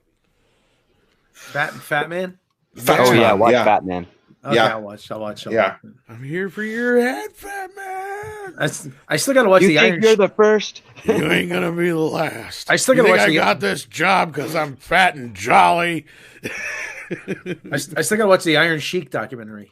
Oh, I thought you did. No, I still gotta watch it. I was telling Jake about it, and he says, "Dude, I know what I'm." He's like, "I know what I'm doing now." There's a sequel to that. There we go. Iridium. Fat Man versus Krampus. But those two work together. Not this time. You went too far, Krampus. Of course, that's a prequel that I would have liked to see. Yeah, that would be. There you go. That'd be the prequel. Yeah. That's cool. That's a prequel. Oh, because Fat Man killed Krampus, that's why the world's gone to hell? But the government made him do it, and that's why he hates the government on top of everything else. Yeah, brilliant. All right, I'm going to tweet the guys at that. Oh, we're giving away too damn much for Rob, because he'd love it. Like, Rob, you will. It doesn't have much karate in it. I mean, It has. It does. It does have some. I lied. It does have karate. Yep. Karate in it. So yes, there's karate. I was gonna say there's some fighting and shit, but I don't know if it's straight up karate. But no, it counts. There is karate. People get really pissed off when I say, "Is there any karate in it?" No, okay, then I won't like it. No, I think you're right, Rob. Some other people have been saying the same thing. We're gonna do like that's your next. Since you haven't been doing no other segment. Videos, that's gonna be your next thing. Is you got to come up with movies. Does it have karate in it with Rob? And then you'll rate the movie entirely on whether or not it's good because if it has karate in it or not. So there you go. And it's got to be weird shit. It can't be stuff that's obvious. And you can find things that are like just for instance, like I'm not forcing you to watch this, but I'm just using this as an example. Be like, okay, we will force Rob to watch shit just anyway. We do, and we have to figure out some new way of torture now, and we're done. I was just saying, make him watch like The Devil Wears Prada, and he's like, this movie sucks. There's no karate in it, not even any shoe karate. You've got heels, pointy heels. You could be doing all kinds of crazy shoe karate. You know, you got stiletto foo. That's the kind of shit I'm talking about. Like we'll make him watch really bad movies that have nothing remotely close or should have karate in it, and he's got to find some way to make karate. But if there is one that secretly does have karate in it, he's got to like go all out. Yeah, well, you never know. If we find the random one, it's good for him. And we're almost caught up with Super Chats. That, or you can just throw out a few random ones at the end, or just like, these are movies that do have karate in it that I recommend. Actually, that would be a good top 10 video for you, Rob. Like movies with karate that you recommend. That's a good top 10 video. Well, that's a good way to start it. Yeah. Yeah, absolutely. Moving on. Mills. He's just like, fuck you. You guys are giving me more work. I don't want to do it. He's quiet. When he's quiet, that usually is what that means. Moving on. Mills says, if Kurtzman's contract goes, all has to go. Star Trek New or Strange New Worlds included. Live action is probably suspended until it expires, probably June/July or next year at worst. Yeah, well, it'll be interesting to see what happens with Strange New Worlds. I mean, it's listed to go into production right now, and I'm not saying it won't. But script, I'm sure there's plenty historical precedents for series that were about to shoot and then they didn't happen in the last moment. Oh yeah, there's decades of stuff you could pull. I guarantee you, there's probably more than have actually made TV. To be honest with you, there's stuff where like 2-hour pilots have been shot with standing sets and they don't get picked up and everything's torn down and everybody has to find a new job. Like there's actually here's a funny thing. So after How I Met Your Mother, they were going to do a companion show called How I Met Your Father, and they shot it and they got pretty far into production for it, and it wasn't picked up, and everybody had to go away. Yeah, there you go. Yeah. There was even I can't remember the cable network it was because it's changed its name like 20 times now. But they even had, no, it was an actual cable net, but I think it was Ion or something like that. But they used to show pilot shows that never got made. So like every week they'd have like a new pilot show for something that never got shown. Like, oh yeah, there's been a couple of pilots for a U.S. version of Red Dwarf that have been made and canceled. And those I've seen one of them. There's one really, really good joke in it. Other than that, it was just embarrassing. Mm-hmm. But that one joke, that was pretty freaking solid. But yeah, it's a shame they didn't use it in the original series. That one deal, though, that's how the Clerks sitcom made it out online, and a couple other things. Yeah. Moving on from there, Snail Messiah sends us 20 Danish krona, and he asks, Andre, did you see the Danish movie Adams Æble with Mads Mikkelsen?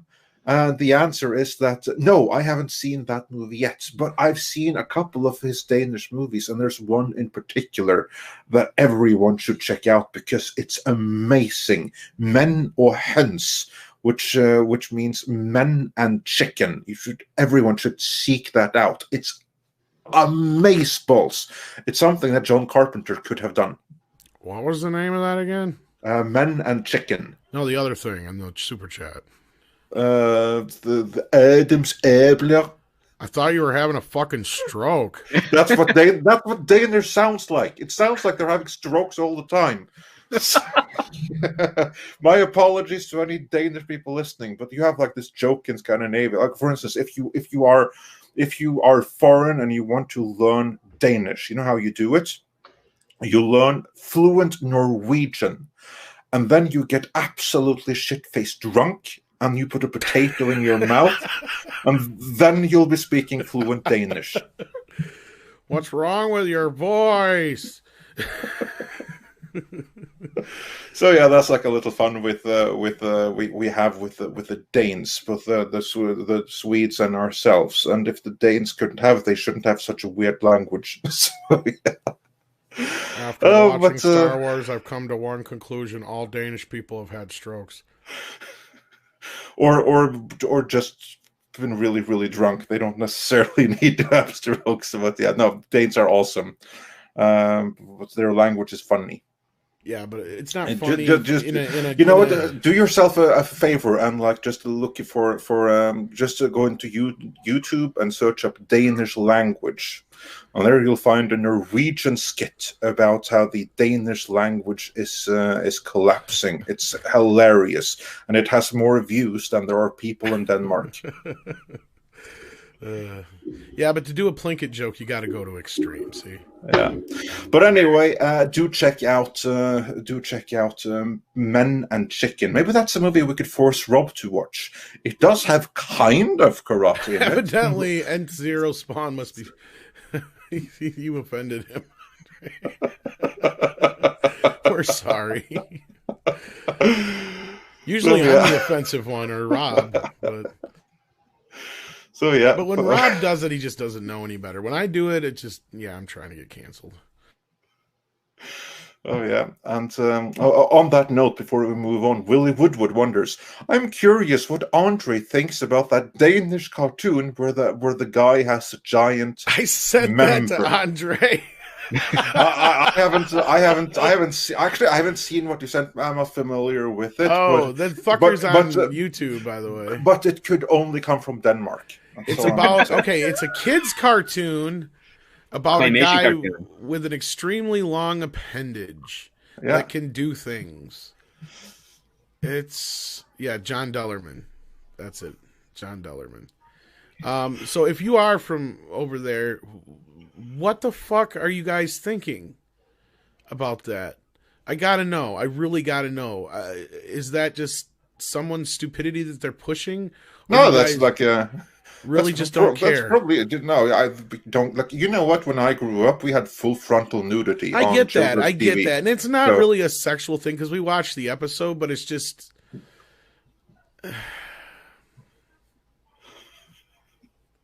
So yeah, that's a Danish children's TV. So not appropriate. So, yeah, I haven't seen. I don't care. I'm sorry. It may not be sexual. It's still not appropriate. Yeah, well, it probably wouldn't fly in the States. You also should see some other Danish stuff. Like everyone should check out the Clown series, which is like the Danish remake of Curb Your Enthusiasm. It's just 1,000,000 times more raunchy. Oh, for fuck's sake! Oh yeah, we like to make fun of the Danish language, but Danish people and Danish culture is freaking awesome. I have no words. I want to stop. I want to get the fuck off. I can't stand this ride anymore. Yes, kinda. It's public broadcasting. We joke that they should make a female. Oh yeah, we had some fun with that on one of our many. I can't believe I didn't bring that up yesterday on Tomfoolery. I was so fucking pissed about that inverse fucking article though. I went off on 45 minutes on it, Rob? I don't know. Forever. Pissed me off. Anyway, how many? Yeah, you had a lot to say about that. Yeah. Yeah. Well, I couldn't get through a sentence before I had to yell at Lisa. Here's the thing. Willie Wood also says, honestly, 4-year-old me would love that Danish tune. Yes, I probably would have too. I'm not going to lie. But as an adult, as a parent, I would not let my kid watch that because he would be whipping his dick out everywhere. Be like, what the fuck are you doing? I'm John Dellerman, Dad. Excuse me while I whip Try this going out. to a Danish beach and see what happens. That's all I'm going to say about that. Oh, Lord. Oh, was it for 2 hours? I don't think it was that long. Was it, SP? I have to check. Maybe it was. That article pissed me the fuck off. Lisa, anyway. I'm usually the one that stays out of attacking or going at, or I wouldn't say attacking, but making fun of or goofing on the fucking author of an article because he's sensitive to other people's cultures. This fucking Lisa chick who wrote this fucking article is a fucking moron, and I don't know how popular Pauly Shore was over there, Andre. Never heard of him. Okay, well, have you ever seen Son-in-Law or Encino Man? Okay. No. Yeah, okay. Well, he was a comedian who got famous on MTV. And he actually did stand-up and stuff. And he had this whole shtick where he would be like, he was a Valley guy. And he's like, you ever see a crowd of blonde-haired bimbos walking around and you holler, Lisa, and about 4 of them always turn around. And basically, Elisa is another name for a blonde-haired bimbo from the Valley. And so I was having fun with that because this bitch has no fucking clue what the hell she's talking about. And of course, I might as well show people what the fuck I'm talking about because now they're like wondering what the hell is he going off about. Let's hear this. It's this fucking inverse fucking article that's trying to compare Cobra Kai to The Last Jedi by saying you shouldn't like Cobra Kai because it's actually just like The Last Jedi. And I think this article is a direct response to all of us saying, look, Star Wars, Star Trek, Doctor Who, this is how you should do this show right. But of course, Lisa has to have a problem because there's white males in it. Sorry, I was doing Pauly Shore there for those who don't know. That's about how, he lasted for about 15 minutes. But anyway, Klossino That says, sounds like you had a stroke there. I know. Would you rather have your kids watch STD? My kid doesn't watch Star Trek, but no, I would knock that shit out of his hands. I'm like, what's wrong with you? Why don't you go do some drugs like a normal kid? That's a great parenting right there. Rather than doing that than watching STD. Oh, yeah. Moving on. I don't think we're gonna have time to get into this today, but this is probably that's gonna be a Wednesday. Yeah. Moving on from huge Danish appendages and everything else. Legion of Reason says, sure, Klutzman does more than Trek, but everything he does is just plain bad. And Rich Sutty says for 18 British pounds. Thank you so much, matey. So basically, Kurtzman Trek is a wiener in a face slapping to Brian Fuller. And Kurtzman continues to do a LGBTQ plus member of the community. Yeah, there you go. That's about right. And Matt G says, final feelings on the Fox X-Men verse, 2000 to 2020. Script, what's your thoughts on the X-Men feelings from the first up until New Mutants? I think First Class was the only really great X-Men film, in my opinion. Rob? I mean, I enjoyed. I was like an extra in the first X-Men, so I still don't even really. I was a kid at the time. Cool. You told us this like what, 2 weeks ago? I think finally. No, I said this like a long time ago to you guys.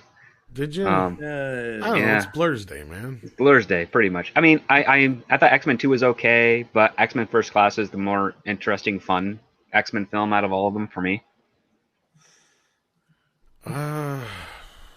I go X2, Logan, Days of Future Past, first one, First Class. Yeah, the only two I really don't care for, or 3 or whatever, is probably Apocalypse. I haven't seen Dark Phoenix, but I can almost guarantee you haven't missed out. I can just guarantee I'm not gonna like it. And The Last Stand, again, is another one I could go without, but it's still probably one of the better of the worst. And then the best of the worst, of course, is Wolverine Origins. That one's just like fucking. That one's one of those "it's so bad it's good" movies. And I remember seeing who wrote it. I know the answer, and I can't remember now. Yeah, it's one of the Dumb and Dumbers who did. One of the Game of Thrones. Oh yeah, Benioff. That's the one. Yeah, and because I saw that when it leaked online, like fucking 3 months. Yeah, me too. And the leaked version was better without special effects because then it had an excuse. Yeah, I remember Hulk leaking online too, and I was just like, "What the fuck?" at the end of that thing. No, that but was anyway, no, like, yeah, outside of them, and I mean, I like the regular Wolverine one, the second one or whatever, the one that precedes the Logan. Wolverine, the one in Yeah. Japan. That one's all right. But yeah, so probably that's my list order. I'd put Wolverine a little higher, but yeah. The Wolverine. Rob, your final thought without ranking everyone, just like final thoughts on the X-Men franchise as a whole. Rest in peace. Good final thoughts. Yeah, but it has karate. Yeah, but it also has a lot of like, you know, well, it's sort of, you know, they were getting to the point where they had feelings in hallways. So, as for me, I think that if you just disregard a few of them, there are some that you just have to pluck away from the whole thing and pretend that they never existed. Like you pluck away New Mutants, you pluck away Apocalypse, you pluck away Dark Phoenix, you pluck away Origins. Then what you are left with as a whole is actually a very, very cool, very interesting time travel franchise where you basically follow like two timelines, where you have like the original movies that go and end with Days of Future Past, which to me was the highlight. And then it goes back and it starts over on a new timeline with the Deadpool movies, which were pretty fun. And then it all ends with Logan. So at one point the timeline ended with Days of Future Past, and the other timeline ends with Logan, which arguably was the best of them all. So it doesn't end well for the mutants in either of them. But be selective about which to include in your own headcanon, and you're left with something really, really good. Yeah. So, yeah, I will say rest in peace. And it was a really good run for a while there. Mixed bag, but some great stuff in it. Yep. And moving on from there, Stephen Otten says, I thought Vampires and Ghosts of Mars were a lot of fun. Both good with a pizza and a beer on a Saturday night. Yeah, I can see that. Yeah, like, I mean, I don't remember Ghosts of Mars being horrible or anything like that. Like, if it was just some regular director's movie, it'd probably, that was good. But you just expect more out of Carpenter, I guess, is what I was trying to say. And Hurin the Steadfast says, Yvonne Strahovski should have been Captain Marvel. I know Rob will agree with that. Rob has tuned out, but he's he will watching porn. No, giggity, no, he's giggity, watching giggity. Yvonne Strahovski. Yes, yes, in Chuck, yes. Giggity, goo. But she still would have had to deal with the piss poor script, though. Yeah, it wouldn't have helped. It's probably better that it was pre-launched. Better eye candy, you know, would have held my attention a bit longer. But like I said, it's still a terrible movie at its core. I'll be honest, if they had a better actress, I'm not saying I would have liked the movie, but the movie would have been more likable. I would have liked it less if they had a better actress, because then they would have wasted a better actress on a script that was so bad that no actress could have elevated it. And if it's so fundamentally so bad, then honestly, I prefer the lead to be as bad as humanly possible, so you don't waste and sully any good people on it. Well, let me put it this way. I'm curious to see how much Bree stank is all over that script, because they paid her ass $5 million, and don't tell me they didn't have one of her people come in and, you know, work on her dialogue and maybe do this and do that, because for some reason that movie just doesn't make sense in the writing aspect of things, especially under the leadership of somebody like Kevin Feige to this point. Because as we say, like, that's his biggest, you know, mole on the surface of the Marvel films. Say what you will about like Iron Man 2 and 3 or you know, the Thor Ragnarok if you don't like that and what have you, and Thor 2. But when it comes down to it, I feel like there was a different movie that was meant to be made there, because that final, without going too far deep into it and wasting too much time, I know that final fight does not make sense. It only makes sense if you set it up for her to fight him without her powers and kick his ass. That's the only reason it would make sense. It'd be like, bitch, I don't need powers to kick your ass. And I have a feeling either she or somebody else jumped in and said, oh no, we can't have that.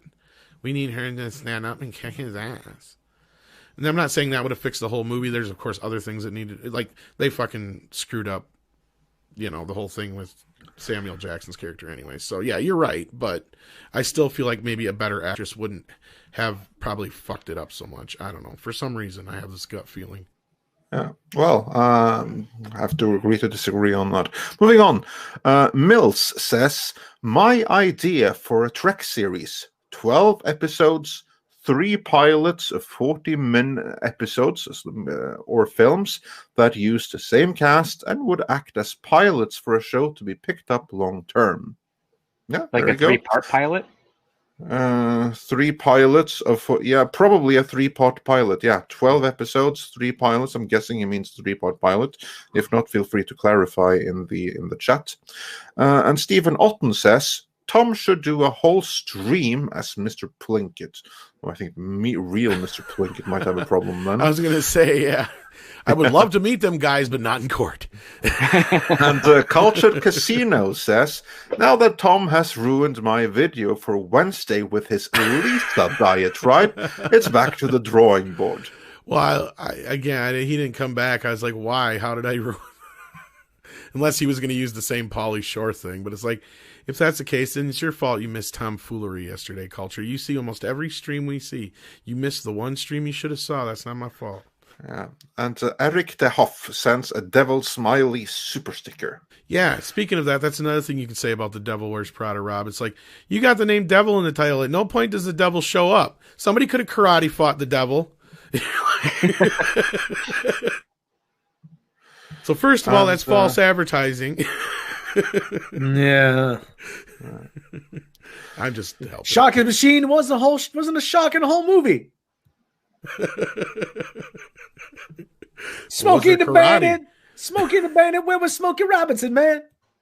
Well, I wasn't mean going to that level, but like in Sharky's Machine, was there karate though? That's the question. And with that, we are caught up. Yeah. 3 hours in exactly. What was meant to be a short show has gone way long as always. But we want to thank all of you for joining us. Most of you stuck in through the show. We appreciate it. At one point we had, I think, a record audience for us here. We keep getting, maybe not a record, but pretty damn close. I know that. But you guys keep making this a very successful morning show, and we appreciate it. And well, whether it's afternoon, evening, whatever it is where you is, as I normally say, I just want to thank all of you for joining us and for the super chats and the support, and everybody who showed up yesterday to Star Wars Theory's charity stream and helped out there. You guys are amazing. I can't believe it. That's what's so great about this fandom is you guys show up and you're there and you're part of the show as well. We couldn't do this without you, because otherwise I'd be just talking to Rob, and that's boring. And also, we'd like to say... he doesn't even answer. Yeah, thanks a lot. Thanks a lot there, Tom. I know, I'm picking on you. Also, we'd like to say a special thanks to our guests for today, which were, of course, Script Doctor, who is still here. So to make sure to follow him. Script, where can people find you? They can find me for the time being on Twitter and Parler at Script Doctor PhD on Twitter and Script Doctor on Parler, but I guess that's down now. So I don't know. Yeah, I don't think they can find you on Parler at the moment. No, but I'm still on YouTube. But I don't do anything that would actually get them upset. So you can always see my videos on youtube.com/scriptdoctor, which I'll be getting back to maybe in about a week's time, because I was up till 4 a.m. this morning writing a storm. So like I've got deadlines to do. But yeah, videos will be coming hopefully before the end of next week. And also be sure to follow that Star Wars girl, Anna, who joined us for a while. And of course, our good friend, the Critical Drinker, who was here for the first hour. And we're always glad to have him. So in the unlikely event that you don't already follow him and subscribe to his channel, make sure you do. You will have missed out if you don't. Also, be sure to check back later to tonight, because we have Toxic Femininity, don't we, Tom? If I'm still alive by then, yes. Because I love working on this editorial or retrospective, but it's going to probably kill me. Yeah. And then you're going to throw something else at me. I think that by tomorrow we will probably have the ultimate Karate Kai and Karate Kid and Cobra Kai is what I meant to say. Retrospective ready for you to see. And if you're one of our patrons, you can actually go see the first 10 minutes of it right now. The early version, anyway. And I will say that Tom is a great editor. All the great video editing, that's Tom. But you've really outdone yourself on this one. So, yeah, everyone be sure to check that out. If you at all like Cobra Kai and the Karate Kid, you will learn new things. All right. So we look forward to that. And Rob has a new video up as well on his channel. So check out Robot Shlomo. He's the only Robot Shlomo on YouTube. All of 2.5 minutes of a diatribe about how crappy the STD the finale is of season 3. Yeah. I'm working on something actually. You know how we do the fake trailers occasionally? Yeah. I'm working on a little something you might like. So that'll be a surprise when it's ready. There you go. So look forward to that. And of course, until next time, take care of yourselves and each other.